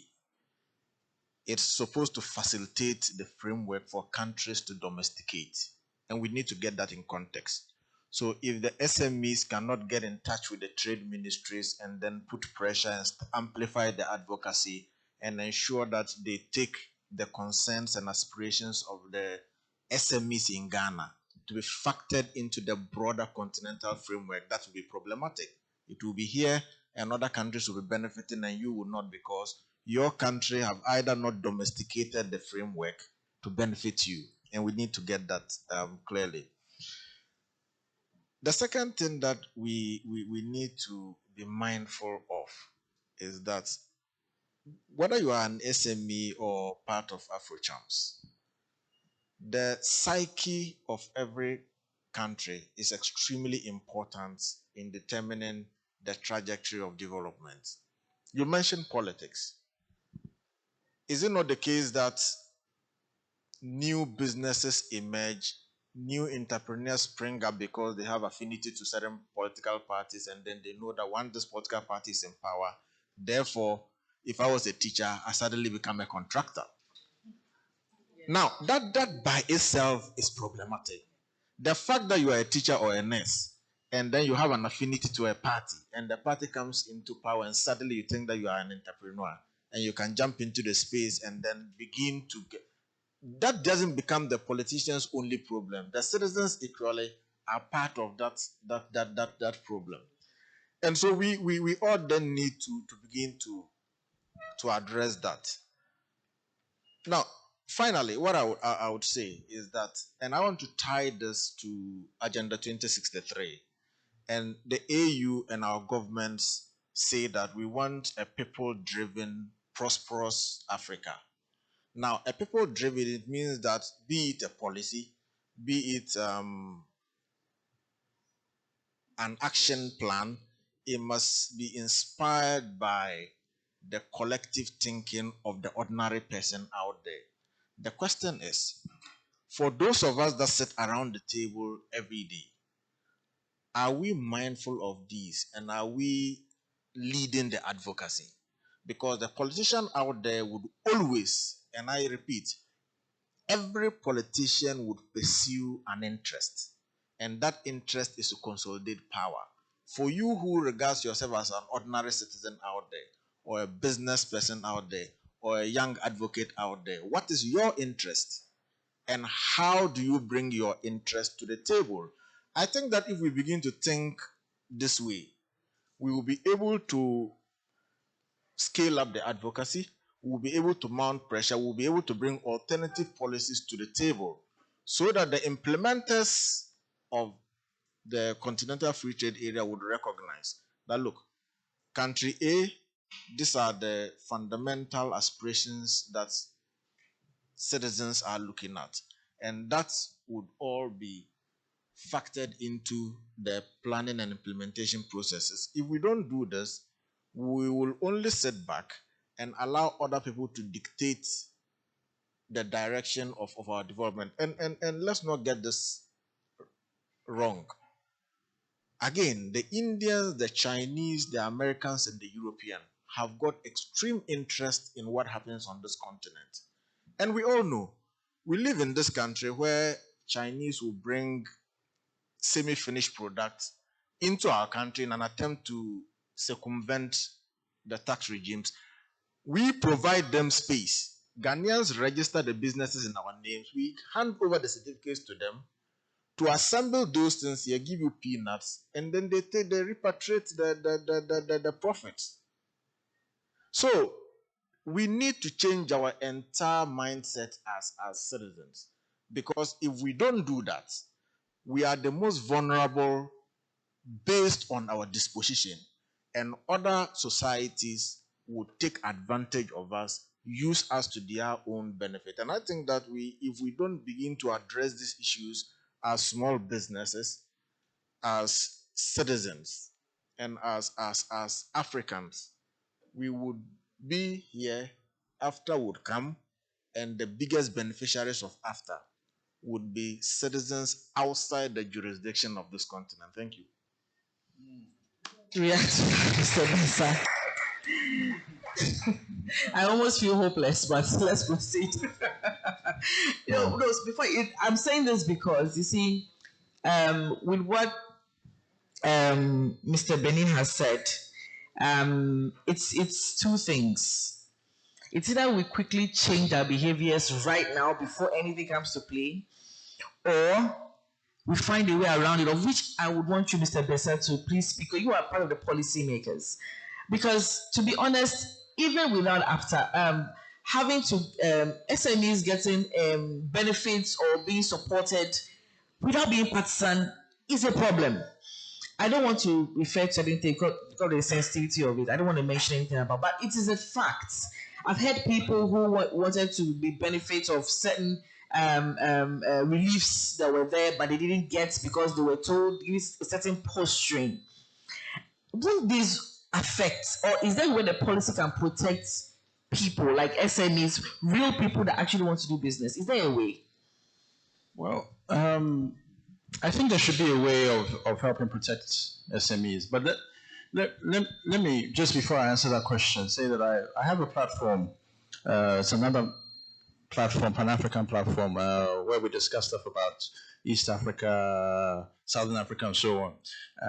I happen to be the moderator on that platform, and some of us were getting tired of people bringing same old memes and gifs of corruption and all these things. So one of those days, I just lost it. I just look, guys, we know there's corruption on the continent. We know there's this. We know there's this.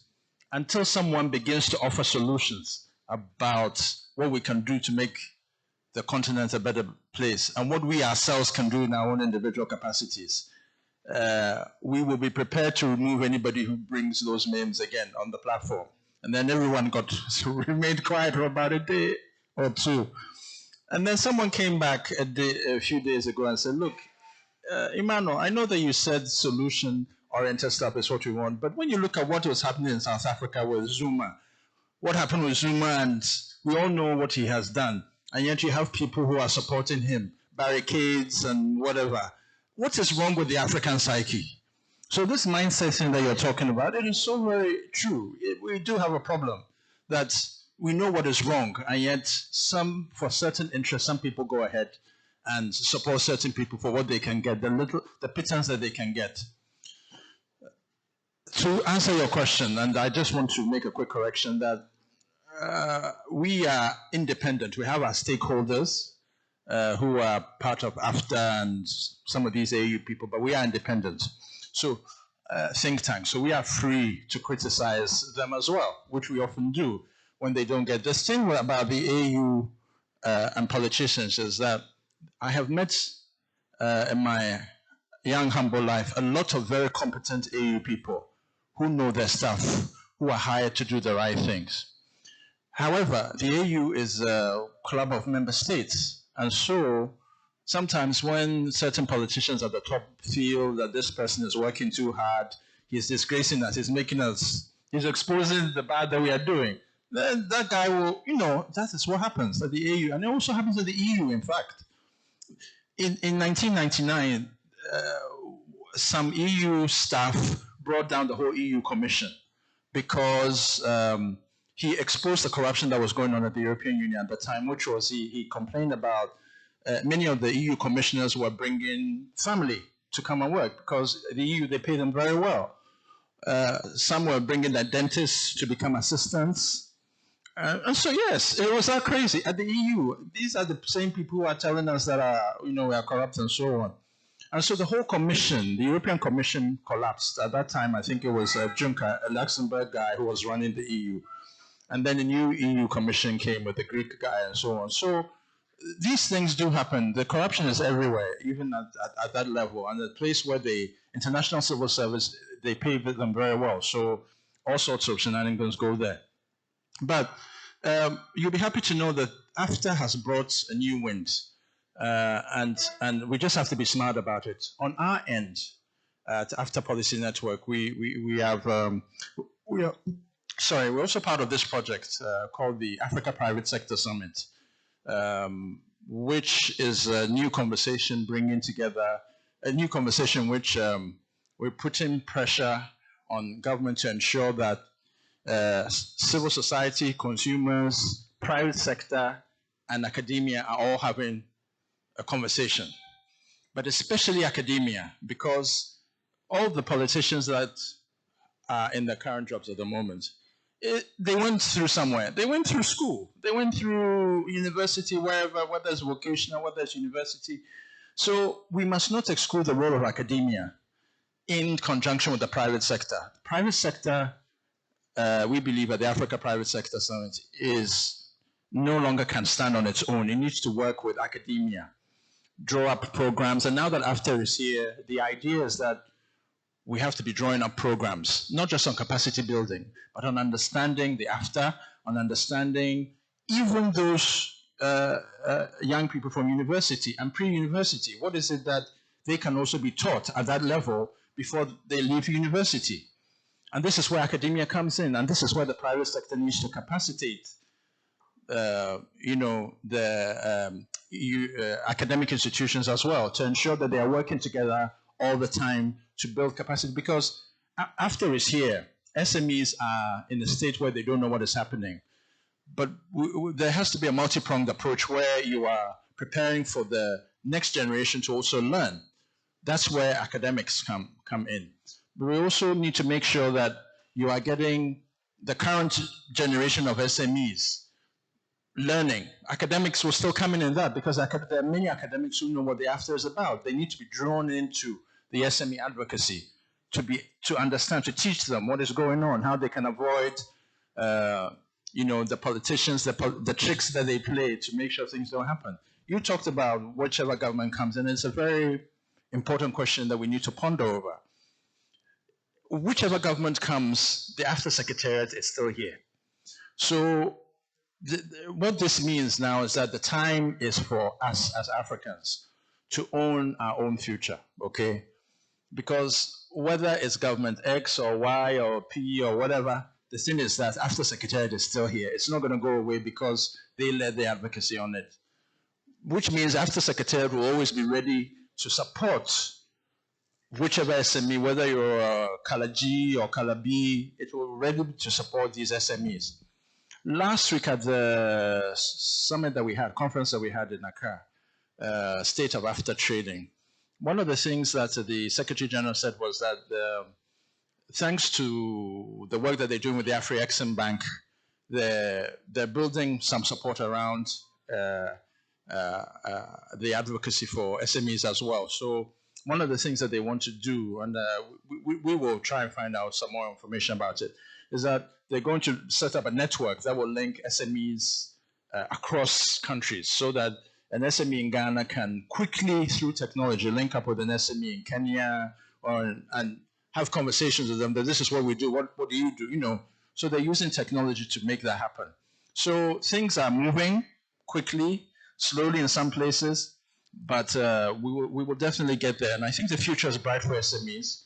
We know, because we are a membership-based organization as well, we have members who do complain a lot about SMEs.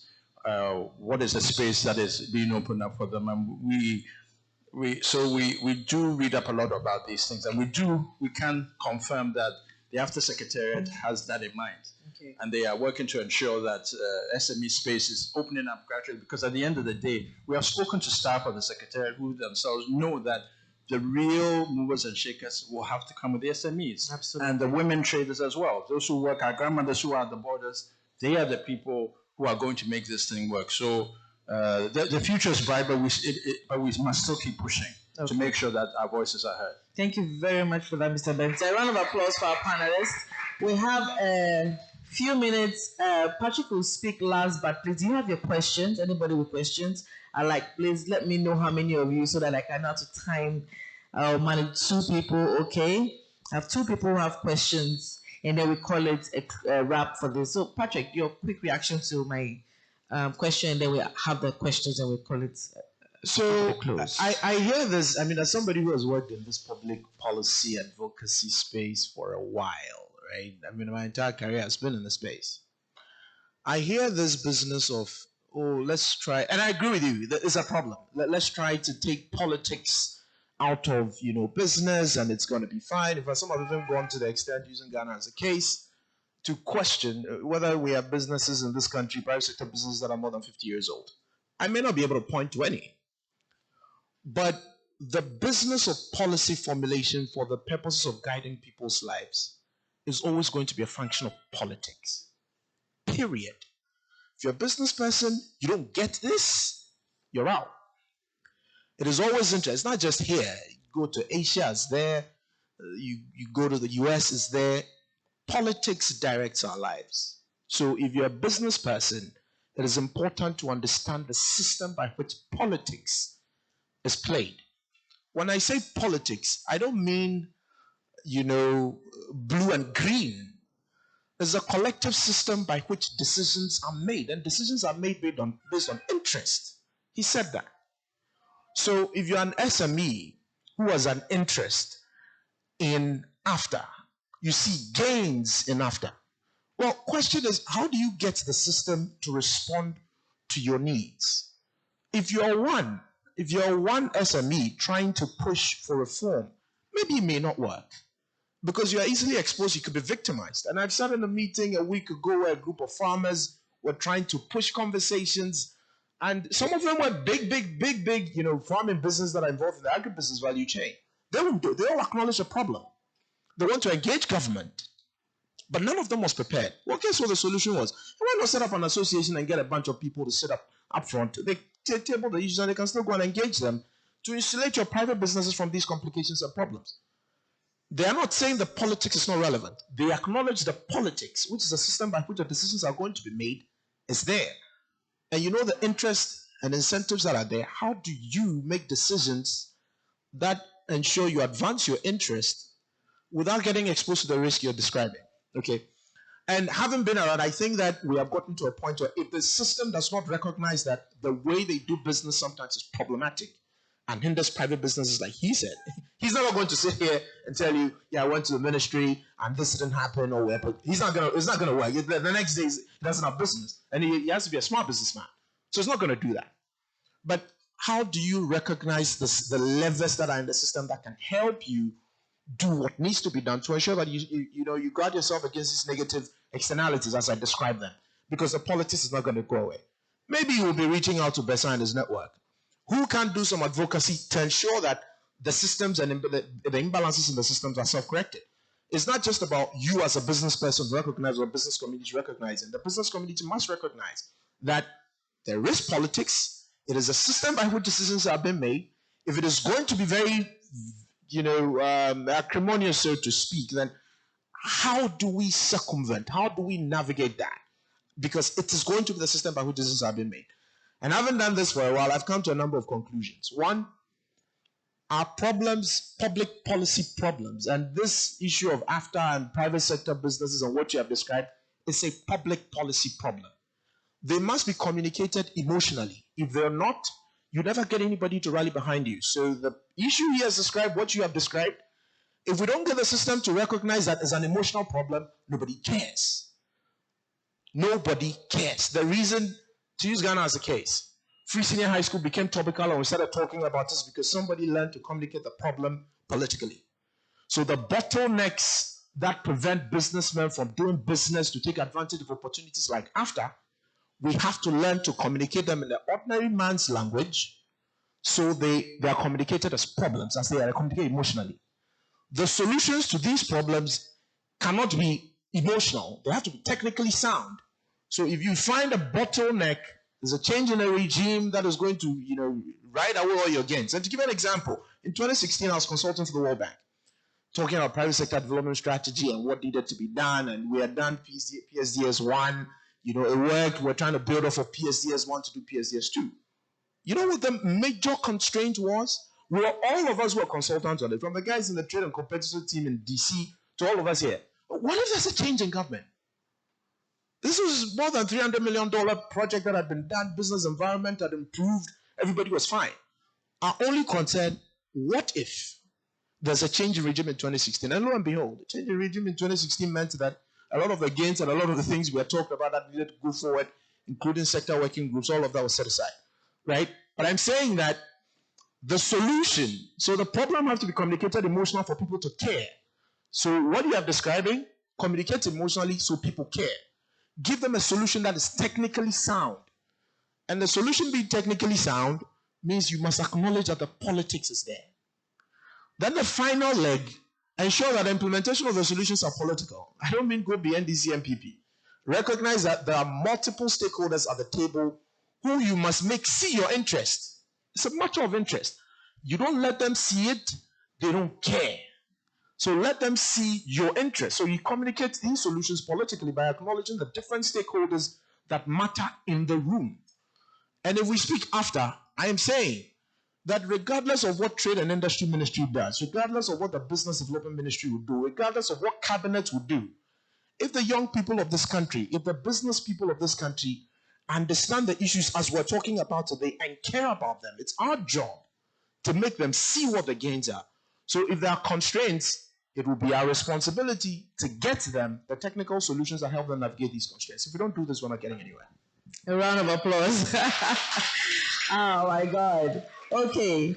Can I have our two questions? Can somebody please take a mic and then get them quickly? Okay. They will need one mic, so you can take mine.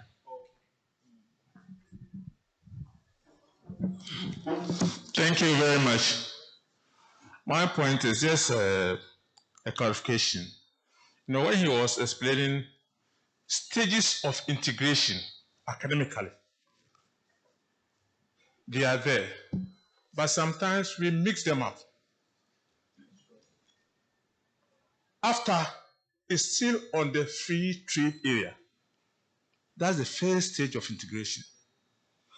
In that stage, you allow free movement of goods and people, but you bring in some policy. Like in West Africa,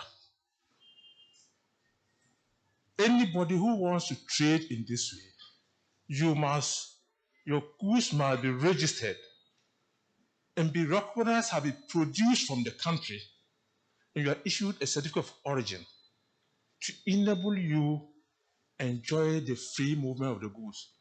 And for that reason, member countries are still allowed to maintain their tariffs. But ECOWAS has now moved a stage ahead to the next stage, which is the customs union. That is where the main key thing is harmonization of the tariffs. So after it's still on the free trade area, so they will be insisting on the origin rules for goods that are qualified and those that will be allowed to come into the member countries free of duty.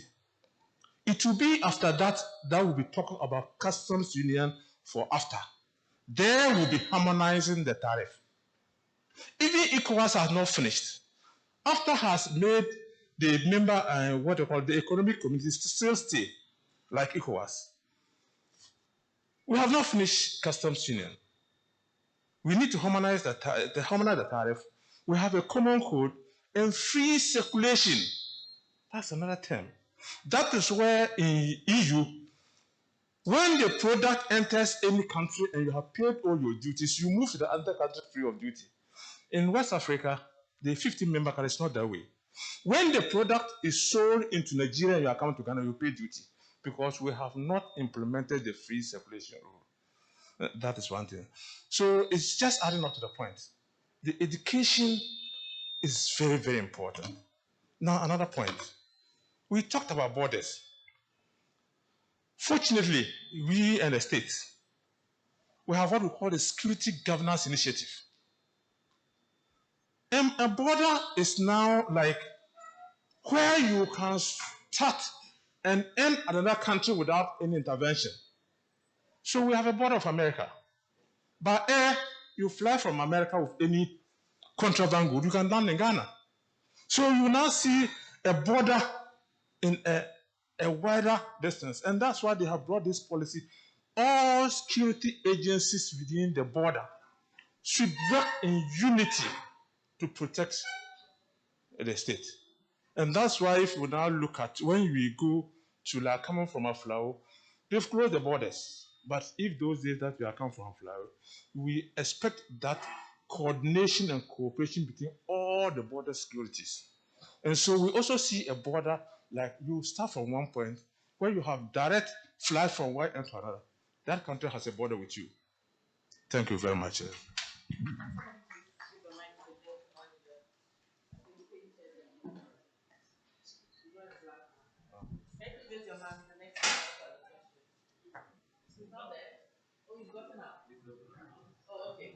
It's a wrap. Please, another round of applause for our panelists. Who? Okay.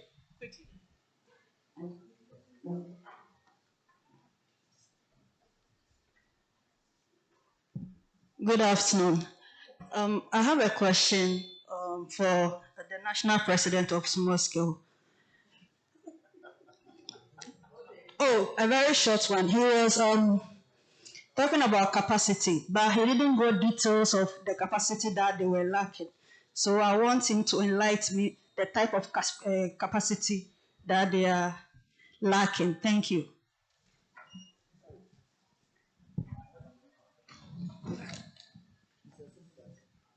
Thank you very much. Capacity is capacity. That's one thing. When we say the SMC are lacking capacity, in terms of this after issue we are talking of, we need a lot of broader explanation, sensitization to let them work, because we are going to work with it.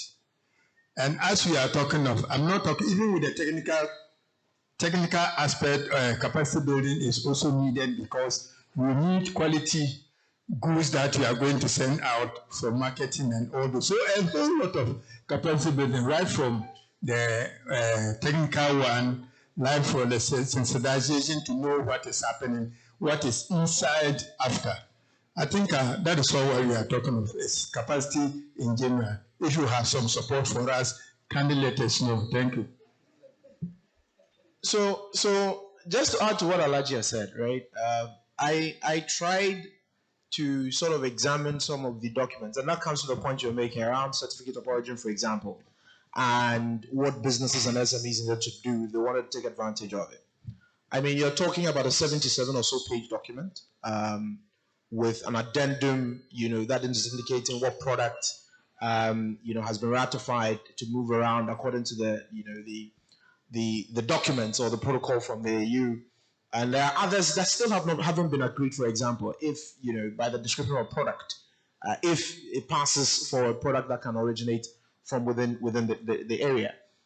Now, something as complex as that, when I wake up, maybe I'm just a businessman who is, maybe producing some bottles of, say, oil, and I'm taking to the Nigerian market. I mean, that's very complex. That's very complicated, right? I need to be able to distill that information in a manner that makes sense for my business and operations. I need to be in tune with what that is. And this is me who's working as a consultant, having to go through that complex document. I'm thinking of the SME who doesn't have anything to do it. So that capacity he's talking about, I think, is quite relevant. That some of these things that, confer benefits from the program, I think that is a responsibility, maybe of the association of groups like, Besai's group and others, to ensure that we distill this information in a manner that is consumable, that builds capacity for them to be able to do what they need to do. Thank you very much. A round of applause for them. They've been so brilliant. They have done justice. Unfortunately, time will permit us to proceed, but I'm sure as time goes on, we'll have more events to cover this and get more progress reports in future. Thank you very much and have a good day. We'll prepare for the second session. Thank you. Please, round of applause for them as they have their seats. Thank you so much. Thank you very much, Imalin and your panelists. I think that this has been a very, very, very fruitful session, providing us a lot of food for thought insights. Thank you, Mr. Seidu, as well, for the clarifications and the context. I think, just a reminder, the next time it's time for questions, we'll ask you to introduce yourself. maybe just for the sake of those of us who know you, who don't know you, let's just here introduce yourself one more time. I'm Sebi Okuwu, a retired customs officer, deputy commissioner. Okay. I was one time in charge of import and exports, and I was one of the advocates on the ECOWAS Common External Tariff. Those who are here, you will have seen. Okay. Thank you very much. It's just so that you understand the questions and the clarifications. Thank you very much. Yes, so we have a next panel, which will probably bring us to the end. No problem. Hopefully bring us to the end of today. You've been patient, so just hold on. I'd like to invite my panelists, Madam Philomena Jani, who is the Director, Policy Planning, Monitoring and Evaluation of the Ghana Enterprise Agency. Please give her an applause. Let me take the first seat. I'd like to have Mrs. Odilia Intiamwa, Head of Business Programming Multimedia. Oh.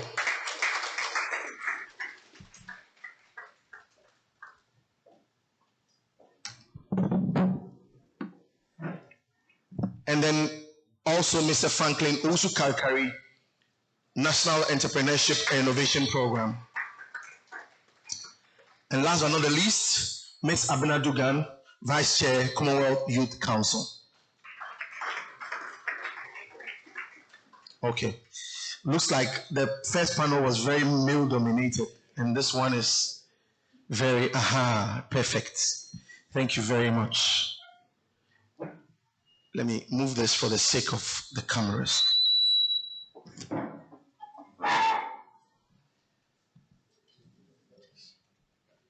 You may have it here. Maybe I'll start with you. Okay, thank you. So I'm your moderator. My name is Dodi Seidu. And we're going to talk about the impact of COVID on the AfCFTA implementation, as well as MSMEs or SMEs, as well as also look at some of the potential hindrances for full SME participation in the AfCFTA. I think in the first panel, some of that came up, but we'd still like to hear more. So to start off, I would like each of you to introduce yourselves and just share for 2 minutes your quick thoughts, your personal quick thoughts on the topic we're going to discuss. I mean, AfCFTA. So let's start with Madam Jani from the Ghana Enterprise Agency.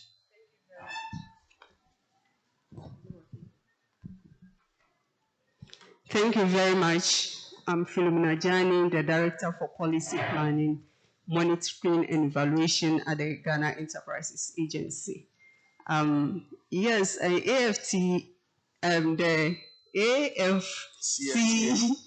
Or you can just say Africa Free Trade Area. Yes, the Africa Free Trade Area.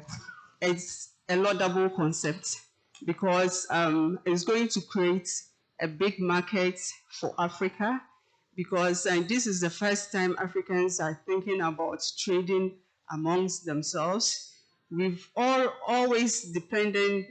We've been dependent on exports, exporting to the rest of the world. To the rest of the world. But this is an opportunity for us to trade and also grow resources, move around in terms of investments, creating jobs and all that. So there are positive parts, but there are also other issues that we also have to look at, because now we are not having a common currency. Okay. How are we going to trade? Now we have COVID, and most of the boundaries are closed, borders are closed. How do we trade effectively to really attain the objectives of AfTA? So these are the issues we really have to look at as a country. Thank you. Yes, Madam Intiamwa. Okay. Yes, just, quick introduction. I mentioned your name and what you do, but just quick, and then some quick thoughts about AfCFTA All right. your own So my thoughts. name is Odelia. I work with the Multimedia Group as the main developer of business content. Okay. And so I interface with a lot of MSMEs. We have different content at different level, basically for MSMEs. I think that one of the key things I identify as one of the hindrances for MSMEs to really thrive in this huge opportunity is the access to funding to be able to expand. A lot of MSMEs do not have what funding institutions are looking for in terms of structure, in terms of vision, and in terms of opportunities. And so when these opportunities are also presented, they are not able to take advantage. For example, I just interviewed Carbank, their corporate bank head, and she said we have $32 million sitting there, and we're looking for green projects to be able to green projects so that we can give these monies out.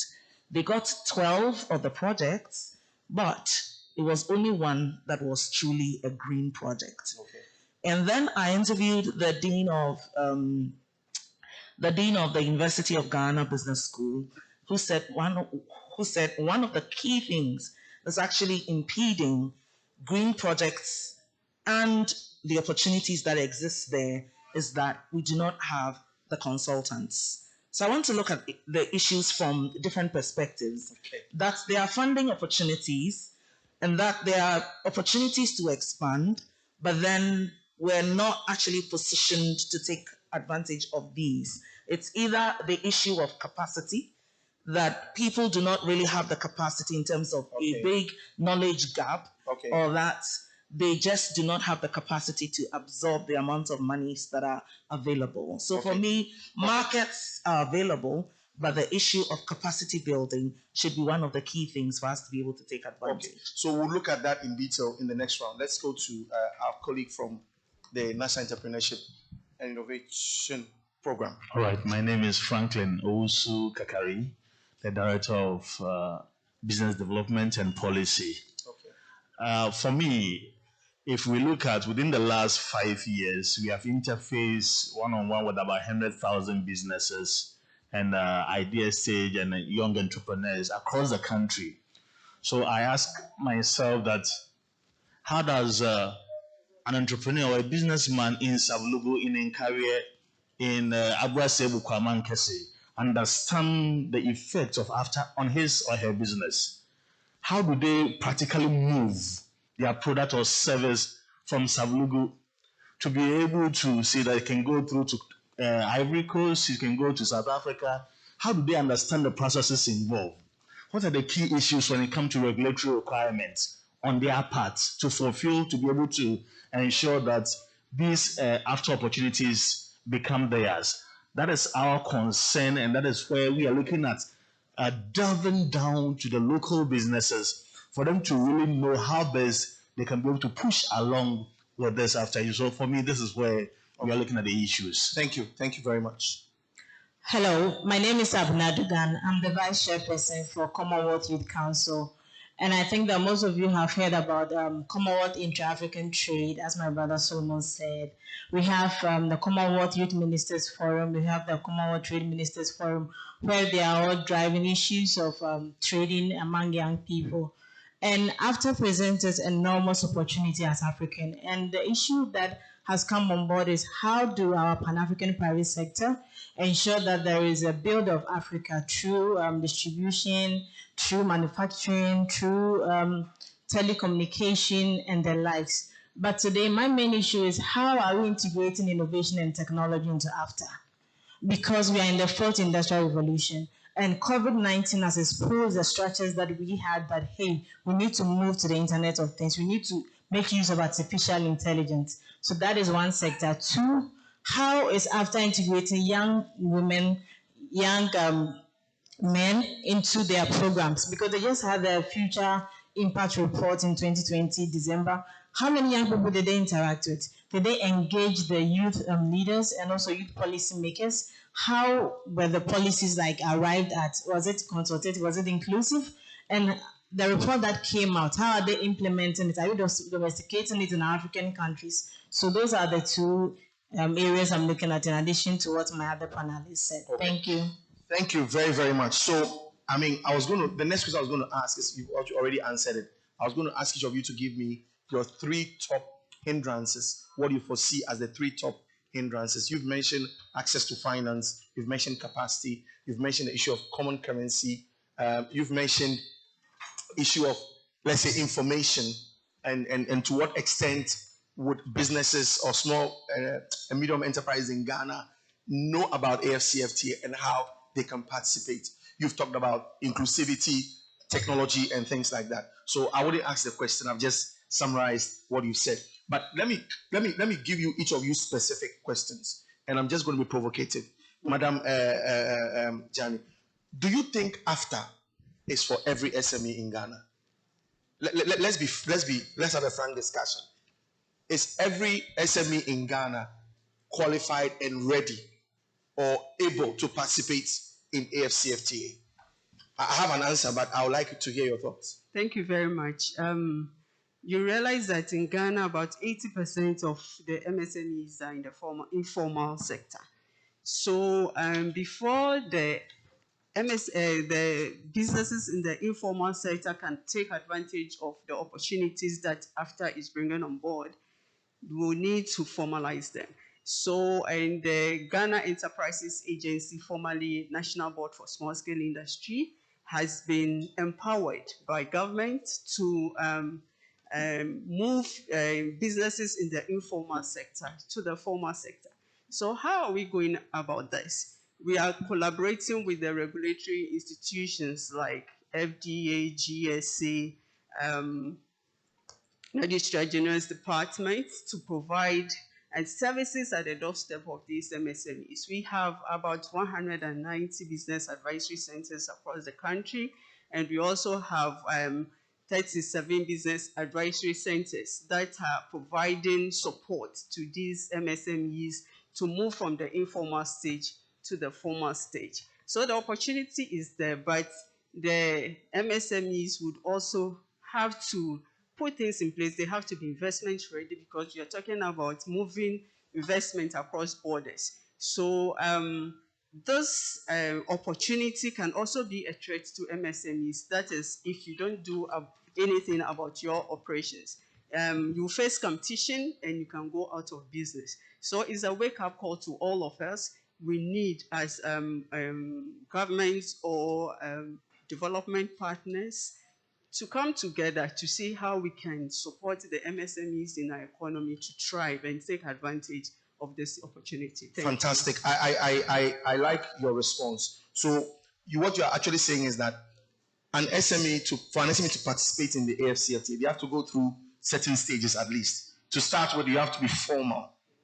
Before you even look at your operations and understanding of the markets and all of that. Is that okay? So fantastic. I want to come to Odilia.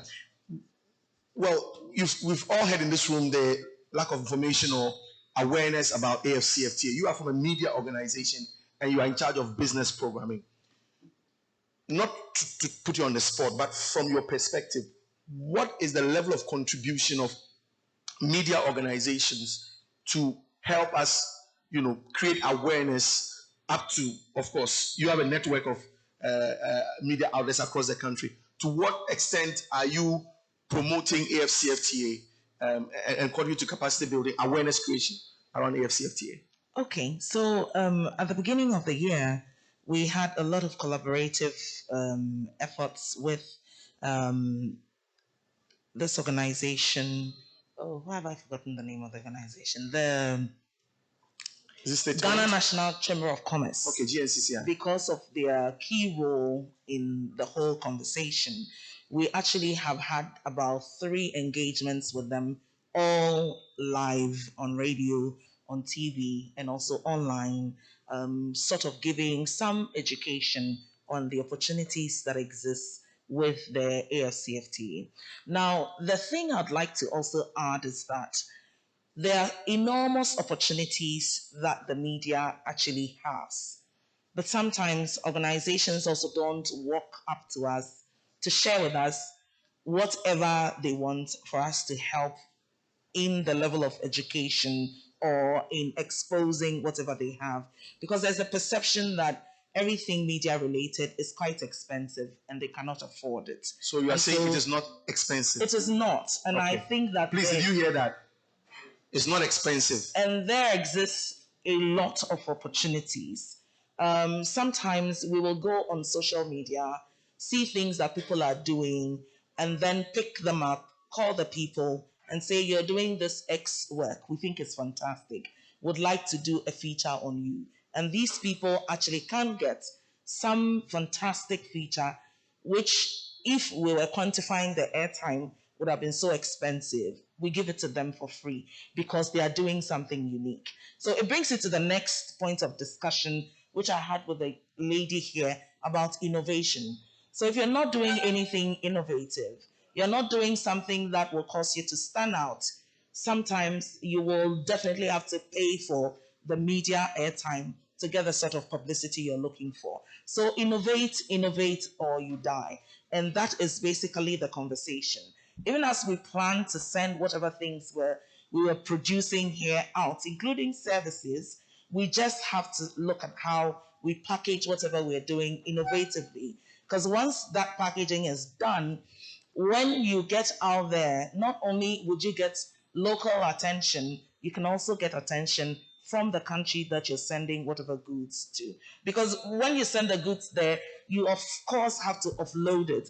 And if you do not have particular buyers who are just taking the goods from you, you will have to, for example, set up and all that. And you will need some level of publicity. So for me, the question should always be, what is the unique selling point of your business? Okay. If your business doesn't have a unique selling point, begin to find one. Because everybody in this world is looking for a problem that you're solving, and your business has to solve a particular problem.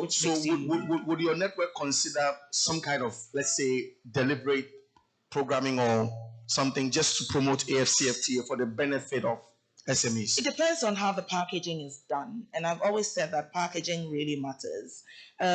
Just about 2 weeks now, I started putting information on investment on my personal LinkedIn page. And it's getting a lot of attention from all over the world. On Friday, I'm interviewing the group accounting manager from the Bank of Scotland, and it's from social media. So it's all about how you do the packaging. Okay. If you make it interesting, we will jump on it. Okay. What I can say is that, one of your key connection points will be, for example, me in the room today. If you let us have discussions, I can help you tweak what is sellable to us. Thank you. So I become an advocate for you. Thank you. Thank you very much, Odilia. Let's go to NEIP. There is the word entrepreneurship and innovation in your organization's name. So I don't want us to talk about the problems per se. I want us to talk about if somebody approached you and was an SME, maybe had, and was to ask you, I want to, participate in the AfCFTA. What kind of innovative ideas, let's say 2 or 3, can you provide? I know it depends, but just broadly speaking, what kind of 2, 3 key things you would say, look, do these 2 and at least you'll be ready? All right. So once we spot this organization, the first thing we find out is a person formalized. Okay. If they are not, we help them to do so. Okay. Part of our funding, we don't only fund businesses that are registered, even idea stage businesses. Okay. So we help you with even funding to help you acquire all the necessary regulatory requirements, because that will begin the process for you to move into across borders. Okay. So we help you to find the regulatory requirement. Then the second one is your quality of your product. Okay. The third one, branding. Your branding. You need to be able to meet the competition out there. Okay. You are into, let's say, producing local soap, and you see a South African soap package, and look at your own, and the packaging, it will not fly across Tamale So we need to be able to, we help you to make sure that regulatory-wise, you are okay. Then in terms of the quality of your product to be able to meet the competition, then the third one, your brand. Okay. So these three are very key for us. These three are very key. Yeah. So I think another thing would be also like information about the business. Sure. Right. I like the point you mentioned about, you're comparing our products with other products. Yeah. So I think SMEs should do that. They should at least be able to check out what is there. Yeah. Recently we brought in a consultant to help some SMEs to have French on their as part of the packaging. Okay. Because you're moving the product to Cote d'Ivoire, you're moving and they can't read the English. Yeah. So we shouldn't think that everybody is okay with the English leveling. So all these things are taken into consideration, and it's something that we are taking very seriously to help the SMEs and the entrepreneurs to begin to think, yes, as local, but begin to think global and see how best you can be able to compete out there. We are going to have influx of product coming from Nigeria, from South Africa, from Egypt, from Morocco. When they come in, that is why the first question you ask whether it's for everybody. If it's not for you, so there will be international product coming in from other African countries, and it will kick you out of the market. So we need to be concerned what is coming in and what we also want to take out. Yeah, I think it's a very good point you made, because on one hand you can be afraid. The way you can either be liberal, you can either be open as a country or even as an SME to competition, or you can be protectionist. You can be afraid and close up. Yeah. So very good point. We prepare for the market. For my lady from the Commonwealth Youth Council. Yes. I mean, you've asked the question: to what level were youth included? To what level were youth consulted? And all of that. But thinking about opportunities, what would you say would be the top 3 opportunities for young people who want to participate in AfCFTA, be it in services, be it in goods, or in any other form that you can think about? What would be your advice if I met you and said, look, I know you are with a youth organization, what would be your advice? Which sectors, which areas would you suggest to me? Firstly, I must say that I'll commend the Solomos initiative of this Pan-African SME integration program you're going to launch, because it's going to allow every young person within that space, enterprise space, to sign on to it, to know the opportunities. But first, I will encourage every young person to sign up onto things that deals with Internet of Things, online products. So if you have a product, you need to make sure it's online and people can access it worldwide. E-commerce. That's about e-commerce. Yes, e-commerce. First is that. 2, I think that young people need to be advantageous. We need to take advantage of opportunities to build our financial muscles. We need to take advantage of programs at our national level like NEIP, venture capital. So we need to go into those areas with proposal that meets their model of expenditure that they want to spend, invest in those businesses. And we can also see that Exim Bank Ghana has got a lot of programs that they support Ghanaian businesses to thrive. Our young people need to also take advantage of that to build their financial muscles. 3, a lot of people are turning away, a lot of young people are turning away from agriculture. I think it's high time we go back to mechanized agriculture as an opportunity for young people, because food security is an issue in Africa and even in the continent, like the whole world as a whole. So if you are going to move in there, I think our young people need to look at mechanized agriculture, how they can add some value to some of the agri products for exports. So these are the 3 areas that I will touch on. Thank you very much. Agric, Internet of Things, and then taking advantage of all the existing support programs, NEIP, GA. Great, thank you. So I will do a final set of questions, quick one, and it'll be specific to every organization. Let me start with you again. Now, COVID affected all of us. I know you did some support for businesses. In this current phase, as trading has started for AfCFTA, is there some resources, financial resources, from the next batch of, for SMEs, broadly speaking, before they go on to AfCFTA? Okay, thank you very much. Currently, we've opened a call for applications. We are doing the COVID-19 response grants. Okay. So if you go on our website... Can you just elaborate that a bit? The COVID-19 response fund, grants. Can you just elaborate, 2 minutes? Okay, it's a grant that has been set up by the Ghana government and World Bank to support businesses that were impacted negatively by the COVID-19. We are also looking at businesses that provided solutions during COVID-19 pandemic. You know, those who produced PPEs and other stuff that and supported the country to fight the pandemic. Okay. So we are not looking at the micro, but the small and the medium enterprises. And it's a grant. You take it, it's going to, the call will open up to 21st of July. And after that, we'll start disbursement. It's done online. And so it's on the GA website. You have up to 1 month to expend the funds that will be given to you.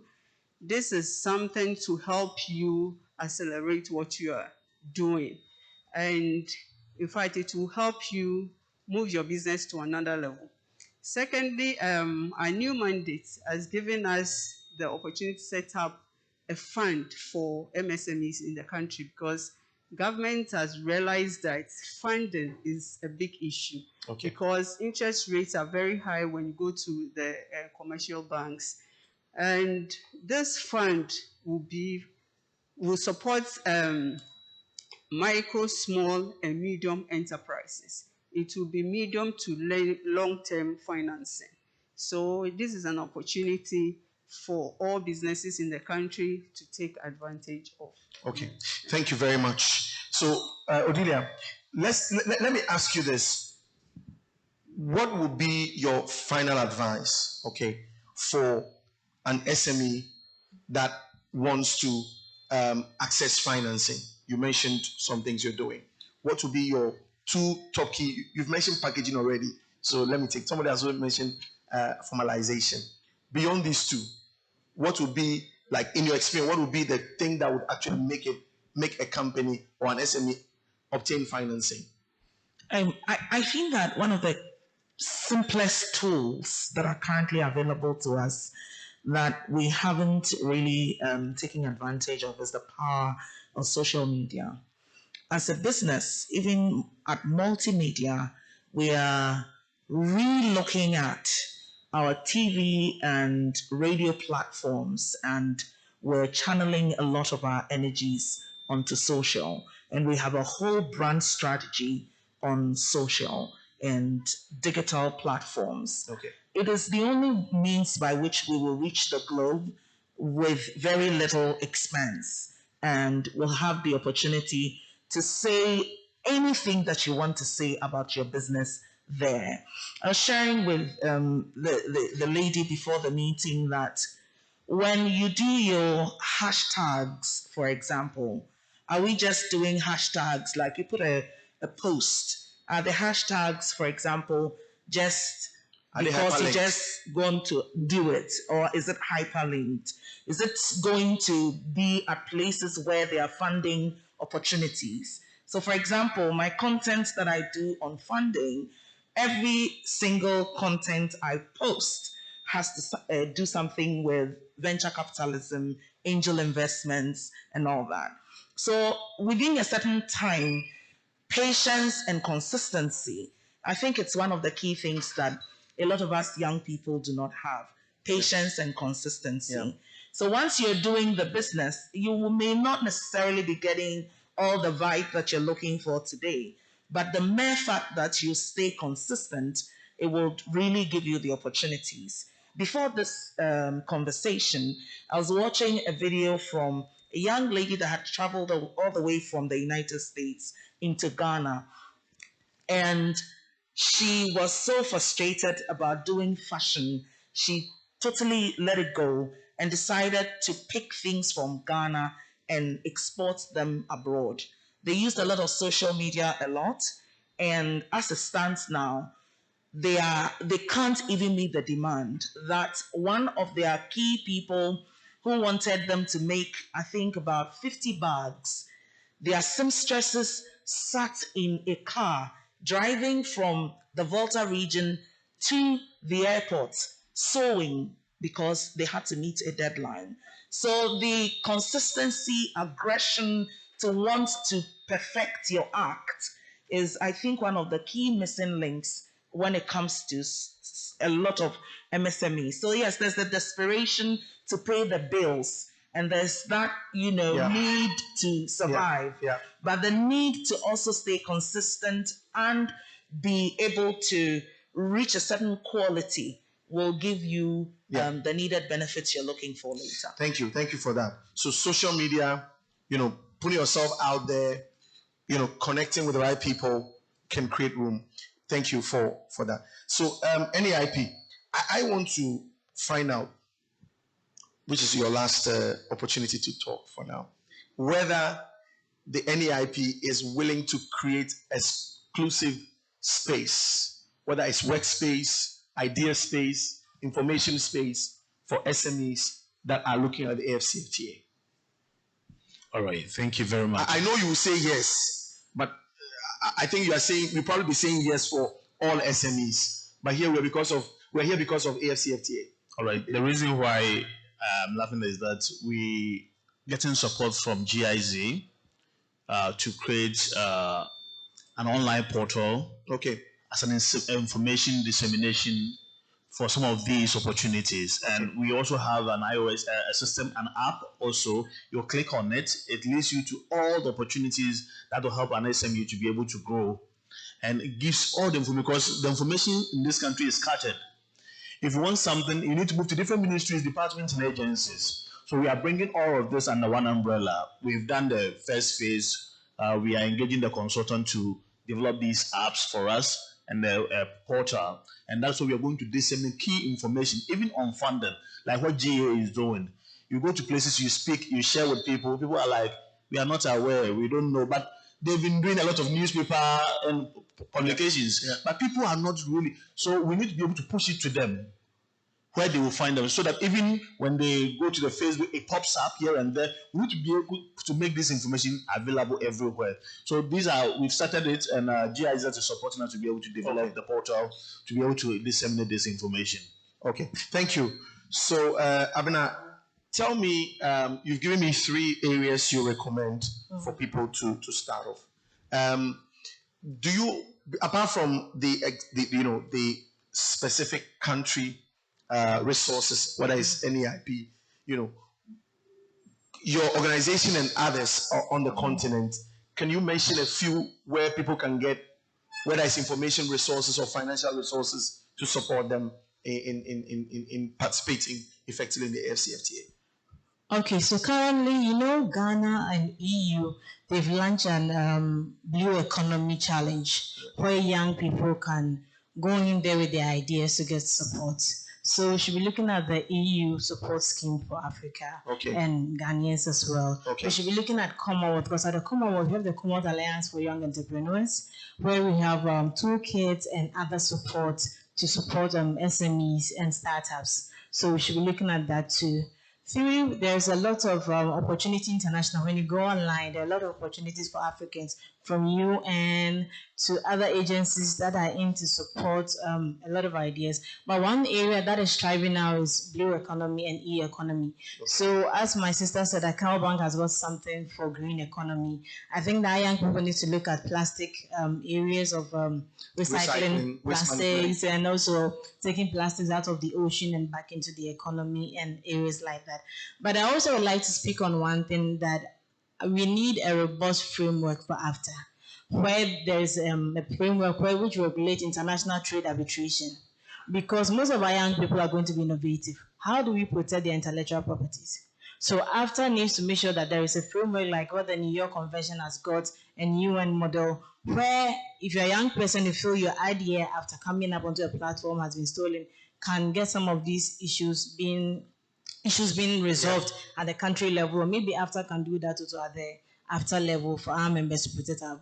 Aside that too, our young SMEs need to have a continental presence and commercial presence. Aside being in Ghana and being on e-commerce, you need to make sure that if you're able to transport your goods to Nairobi, it's time you open a small office in Nairobi where people can access information and know more about your products. So That's what I can Or you say. can make use of franchising. You don't need to be physically present. Okay, then. Thank you very much. Please give my panelists an applause. I'd like to open the floor for questions from you.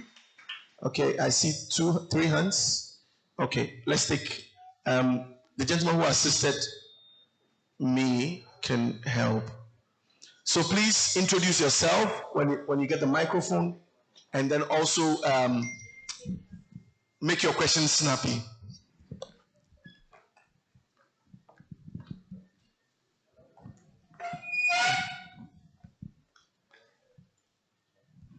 Good afternoon. I am Harriet Anasewa, CEO of Asa Life Ghana Organization. About the artificial intelligence that Abena was talking about. I am data scientist. I have a team that is our proposal. This is my proposal. We are looking for sponsorship on data scientists and artificial intelligence. And we've sent our proposal to MTN, a lot of big institutions, and up to now, there is no response. So we, the youth, we are anxious to do something. As I'm talking to you, we had over 800 students that are the tertiary institution that applied to learn data science and artificial intelligence. And after the interview, we got 200 students, which all of them are tertiary students, and they are ready to learn it, but the sponsorship is not there. So please, I think it's time for us to do the action than talking. Because the woman was saying that if in case we come to them, they will assist us going on air. But in the real world, it doesn't exist. It's not like we, the youth, we don't have the patience. We have the patience, but we need helping hand to help us to move on. Thank you. Thank you. So the point being made here is that you can talk to Odilia. You can talk, and you see the way forward. Thank you. You want to make a comment? Okay, then maybe let's take all the questions. Okay, thank you. Good afternoon. I'm Queen Esther, Vice President, Women Impacting Next Generation. So Mrs. Odilia said something that is either you innovate or you die. So my question goes to NEIP. SMEs that are startups can't afford to die. If only the existing ones will survive. So I want to know that in your organization, you spoke about having the regulatory, good branding and packaging. So with startups, they might not know these things. They will also always have the business idea. They will not know how to do the packaging. And they have to do that to be able to also benefit from Ms. Odilia's package. So what innovative programs do you have in your organization to help the startups to get to that stage, and those who are already existing to make sure that they can compete with the world out there? Thank you. Thank you very much, Queen Esther. Let's take a question from Mr. Benson. It's actually a comment, if that's okay as well. Yeah. On just on the intellectual property. Sorry, my name is Emmanuel.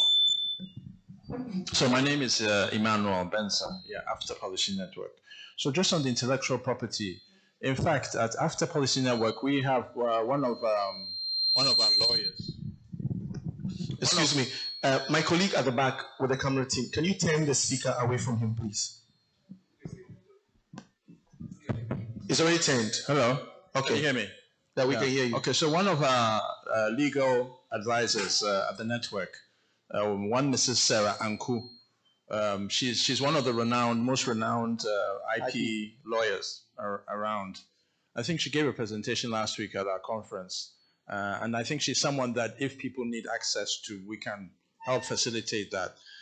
Intellectual property is very key. It has to be done, especially at this time where we've all gone through the experience where people steal our stuff. Before we know it, it's somewhere else. So we really need to work on that.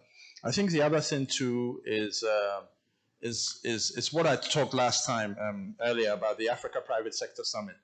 I'm actually the person on communications leading on the Africa Private Sector Summit. Now, the chair of the Africa Private Sector Summit, one Mr. Wendell, He has very extensive experience in the Liberian Chamber of Commerce. He's retired now. He lives in the States, actually, but he's been to Ghana up and down recently.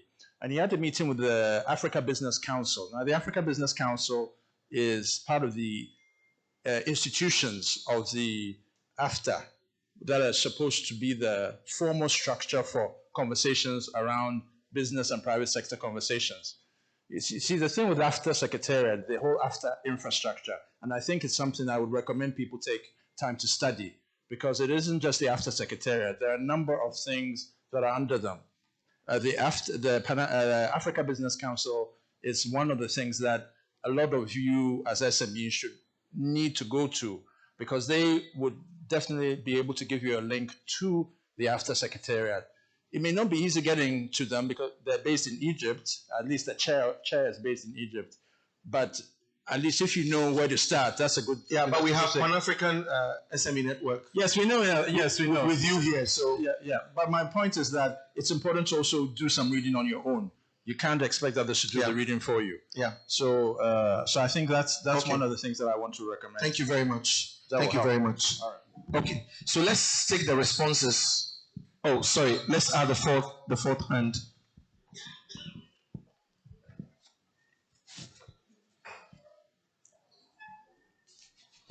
Please, my name is George Ato Anan from Atudanko Engineering Construction Company.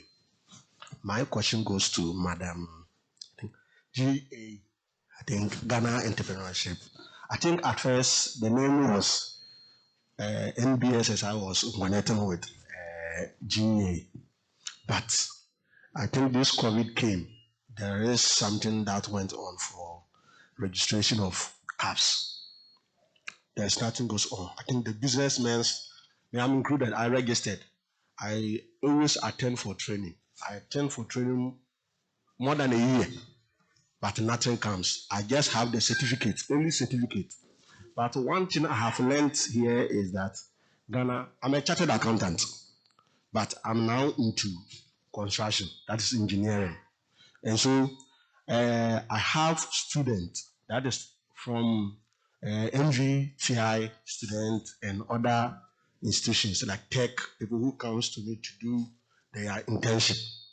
But because I don't have the machines which I'm taking them out, or the funding I'm getting from other banks and other things, it's very difficult for me. I'm not able to take care of them, and so I have to let them go. So my question is, Madam, how are you going to help the engineers in Ghana here in terms of funding on loans? Because where I have my banks, they will give you stories. Okay. So my question is that. Yeah. Do you get my question? I think she heard you. I don't know whether your question is also specific to what we are doing, the topic of discussion. But I'll give her some time to respond to you. Can we take the final question? If this is the final question. My name is Joseph. I'm from Nabila Farms. I want to ask about intellectual property. If you have an idea and then Please, can you bring the microphone closer? I want to ask about intellectual property. Let's say Yes. you have an idea and then you subscribe to a network, and then later someone takes the idea and then turn it. How do you get help? Because it's the same property. I went to the where you get your ideas registry. Yes, the Registrar General's office. No, the copyright. Copyright office, sorry. Yes, I went there and the officer there told me that if the idea has been twisted a little bit, you can't say that it's your idea. It said if it has been changed a little bit, you cannot own it because yours is different from. Yeah. Maybe I'll let any IP give you just a brief response on that. So let's take the responses from. Yeah. So mine is a contribution, not a question. My name is Prosper Tony, and I work with Youth Opportunity Transformation Africa. My contribution ties into what Mr. Karikari and then Abena said. Currently, we are running a project called the Pathway for Sustainable Employment for Women and Youth, which means that those in the youth advocacy space are doing a lot to help us reach the unreached in the construction sector. What I would suggest would be that we get that opportunity linked to more of the youth at the grassroots level so that they can get the required skills they need. So I'll be coming after all the panelists after the conversation. Okay, thank you very much. So let's take responses. Let's start with Madam Jani. On the covers, yeah. Okay, so thank you very much. My brother, you mentioned that you applied for covers. I want to assure you that GEA is here to support MSMEs in the country to grow and develop their businesses. And we received over 800 applications, 1,000 applications during the, yes, and over 280,000 applicants received funding from us. I want to say that we worked with conditions. You have to satisfy some conditions. It doesn't mean that all the 800 applicants should receive funding. So I want to assure you that, yes, if you didn't receive the covers, there are other funding programs that GEA is outlining. And you need to really visit one of our business advisory centers. We have about 190 BACs across the country. You can even see me after the program so that I can direct you on what to do. Thank you very much. Thank you. Yeah, I would quickly like to say that I had something on construction and I had something on agriculture. And we have two programs that directly look at these sectors, and we'll be open to see and cover anything that you're doing that is innovative and also that can go out there and get the needed funding that you're looking for. One of them is called brick and mortar, and then one other one is called food chain. So everything agriculture and construction related, you can share with us. It doesn't mean that if you have businesses in any other areas, we cannot give you coverage on. I mean, when we close, we can just talk. All right. My sister in data science, it's an area we're working in. Just 2 months ago, we counted about 104 girls from high schools who are doing robotics, Internet of Things, and artificial intelligence. And we are helping these girls. By December, we are camping. Because of the nature of COVID, we are grouping them. We have a list for 3,000 high school girls in science. So we are doing the STEM.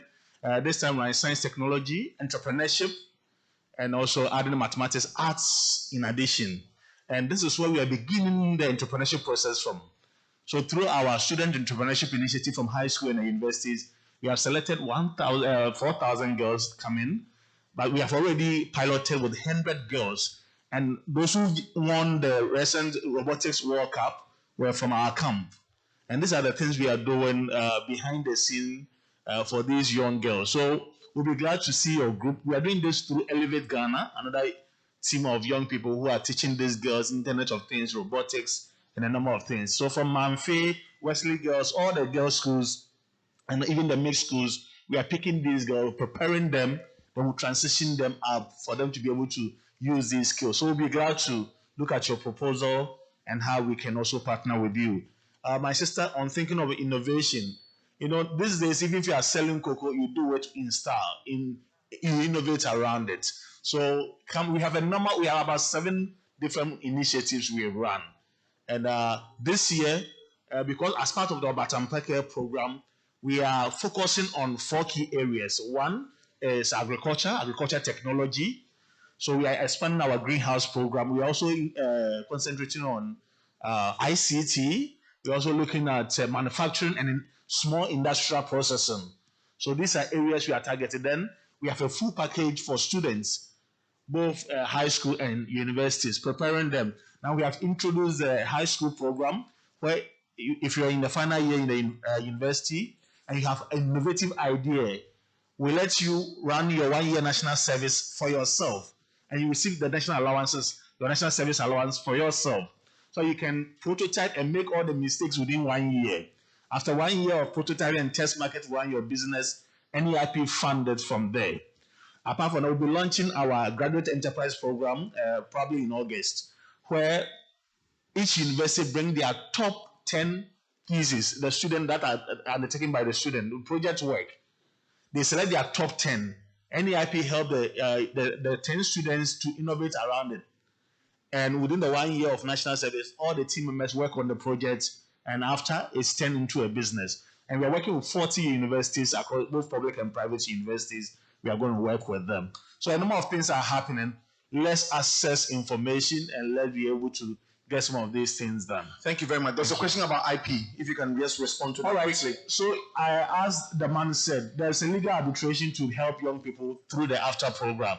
But even if you have not gone through the AfCFTA, one secret thing is that when an idea comes to your mind, it's in the minds of 10 people at the same time.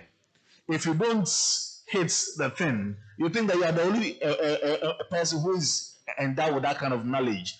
That is why when you go there and somebody innovates slightly different, it is accepted. Even with names, you may say, let's say Pan-African, somebody will say Pan-Africanism, and it's a two different thing altogether, and one gets registered. So let's be dynamic and let's go through the process. Yeah.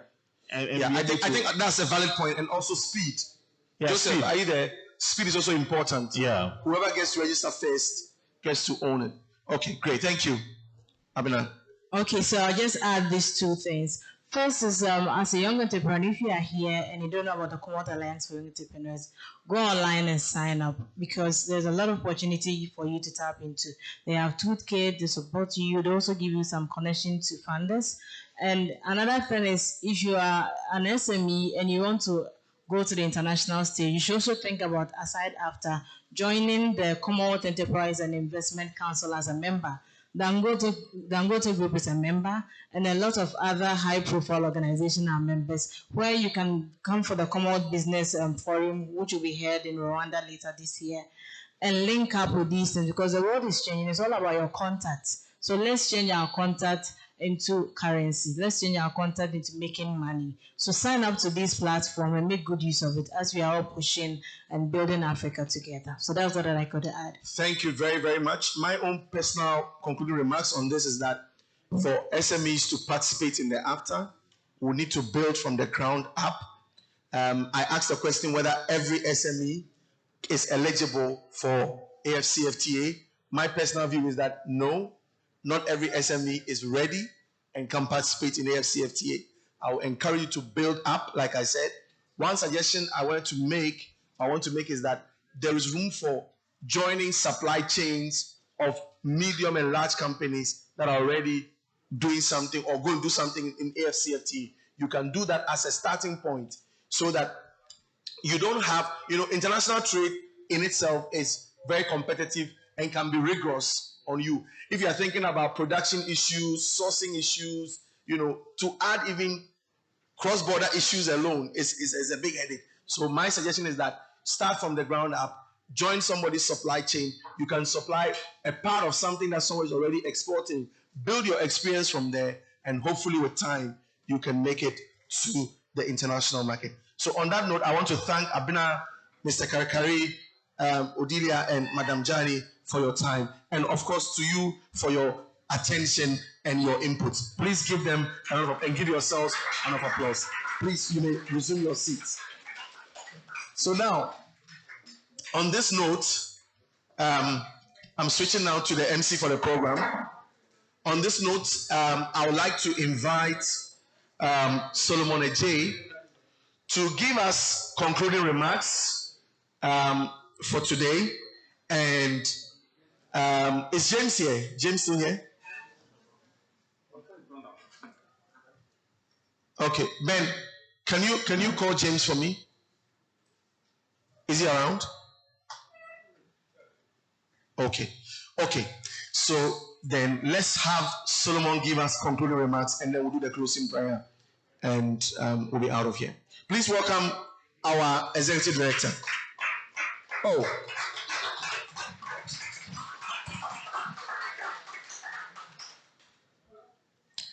Right, thank you. I don't know if all of us have enjoyed the sessions like I have, but personally, I have had a very much fruitful day, and I trust you also have same. Those who came late, I'm sorry. Next time, come early. Yes, because we nearly enjoyed everything before you came in. So once again, let me thank you all for coming, especially our panelists. Let me thank you very much, above all your busy schedule, to find time to be with us. And it's been great having you around, sharing your wealth of experience with us to support the whole cause. I think it's great. We applaud you for that. Can we please give them a big round of applause for our panelists, please? Yes, God will bless you all. Many of the issues that were discussed, the issues on IP, that's intellectual property, the issue of funding, for instance, what Madam Odilia talked about, among other things. Like I said, we have series of dialogues scheduled on the African SMEs Dialogue panel that we're going to look at some of these things. And the IP is one key thing that we're going to bring experts to dialogue on. So we will keep you posted. We will get you involved in every way as we go. We have email addresses. You got your telephone numbers as how you wrote it there for us. So we'll keep in touch and we'll ensure that we're going to work together. For the institutions that are here and those join us online, we want to work with you. We want to work with you. So let's get together. Let's get together and see what we can do together to support the ecosystem. From the funding institutions, road associations, and all those people, let us see what we can do together to work on this project. So let me thank you for your time this afternoon. And also, before we go, I was saying earlier on that we should try and take some pictures. We should like our Facebook page. I don't know if you've liked the Facebook page yet, but you have, right? It's a new page that got launched today. So we are starting the page with you. And for someone asking me that, why didn't you post things on our page? But we wanted to begin with you today here. So we just made a page dormant till today. So please get online, like the page, and whatever pictures you posted, you took here, whatever pictures you're going to take, please post them online on your Instagram, your Facebook page and all that, and then make sure that people will get to know what happened here today.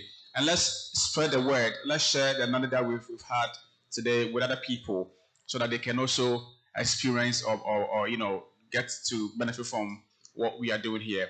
We have refreshment, we have lunch. We have lunch at the poolside. When we descend, we all walk down to the poolside. There's a lunch there for us. There's a buffet set up for us. Somebody has sponsored buffet for us. What's that man? James, what is he? Oh, he stepped out. So one man, James, has sponsored buffet for all of us. Let's clap for him now. Why are there? Clap for him. Nice. There's a whole buffet sponsored for all of us to refresh ourselves. One key thing I want to talk about is that, I don't know, because of the way we are sitting, but now we are done with the whole dialogue sessions. Have you gotten in touch? I mean, the person sitting beside you, have you even asked of his name or her name? Have you? Hello? The person sitting beside you, have you asked of his or her name? We haven't yet. All right, so I want us to begin the network stage. All right, talk to somebody. As we go out of this auditorium, don't just go and take your food and eat and go. Please talk to somebody. Get to know at least 3, 4, 5 people in this room. Find out what they do and how you can work together with them. I was saying something last time that if you mention all the big companies in the world, it doesn't belong to one person. There's this partnership thing that goes on. So let's try to connect, let's try to explore on ways and means how we can work together as a team.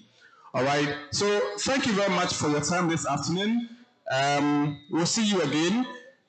What is my team on the website? Please, have you all gone to the website yet? Esther, let's get a website online. We have exercises on the website for us to do. The first thing is to subscribe with the Esther, please gather the website online. So we're going to start the survey. We want every one of you to start with the survey. Get online, you'll see the survey link. When you scroll down, you'll see the survey link, and then you click on it. And then you have a chance to now start the survey. Yeah, all that we're going to do, you know, at there. So thank you very much for your time this afternoon, MC, moderator, and everything combined. Thank you so much for your time. We appreciate it. To all my CEOs and my Alhaji is here, and all those who join us, we really appreciate you. Thank you so much, and may God bless you. May we work together as a team from Mother Continent, Africa. Thank you. Oh, thank you very much. Please give Solomon a big round of applause. He's giving us all the appreciation thanks to GIZ and all the partners, Borders Alliance.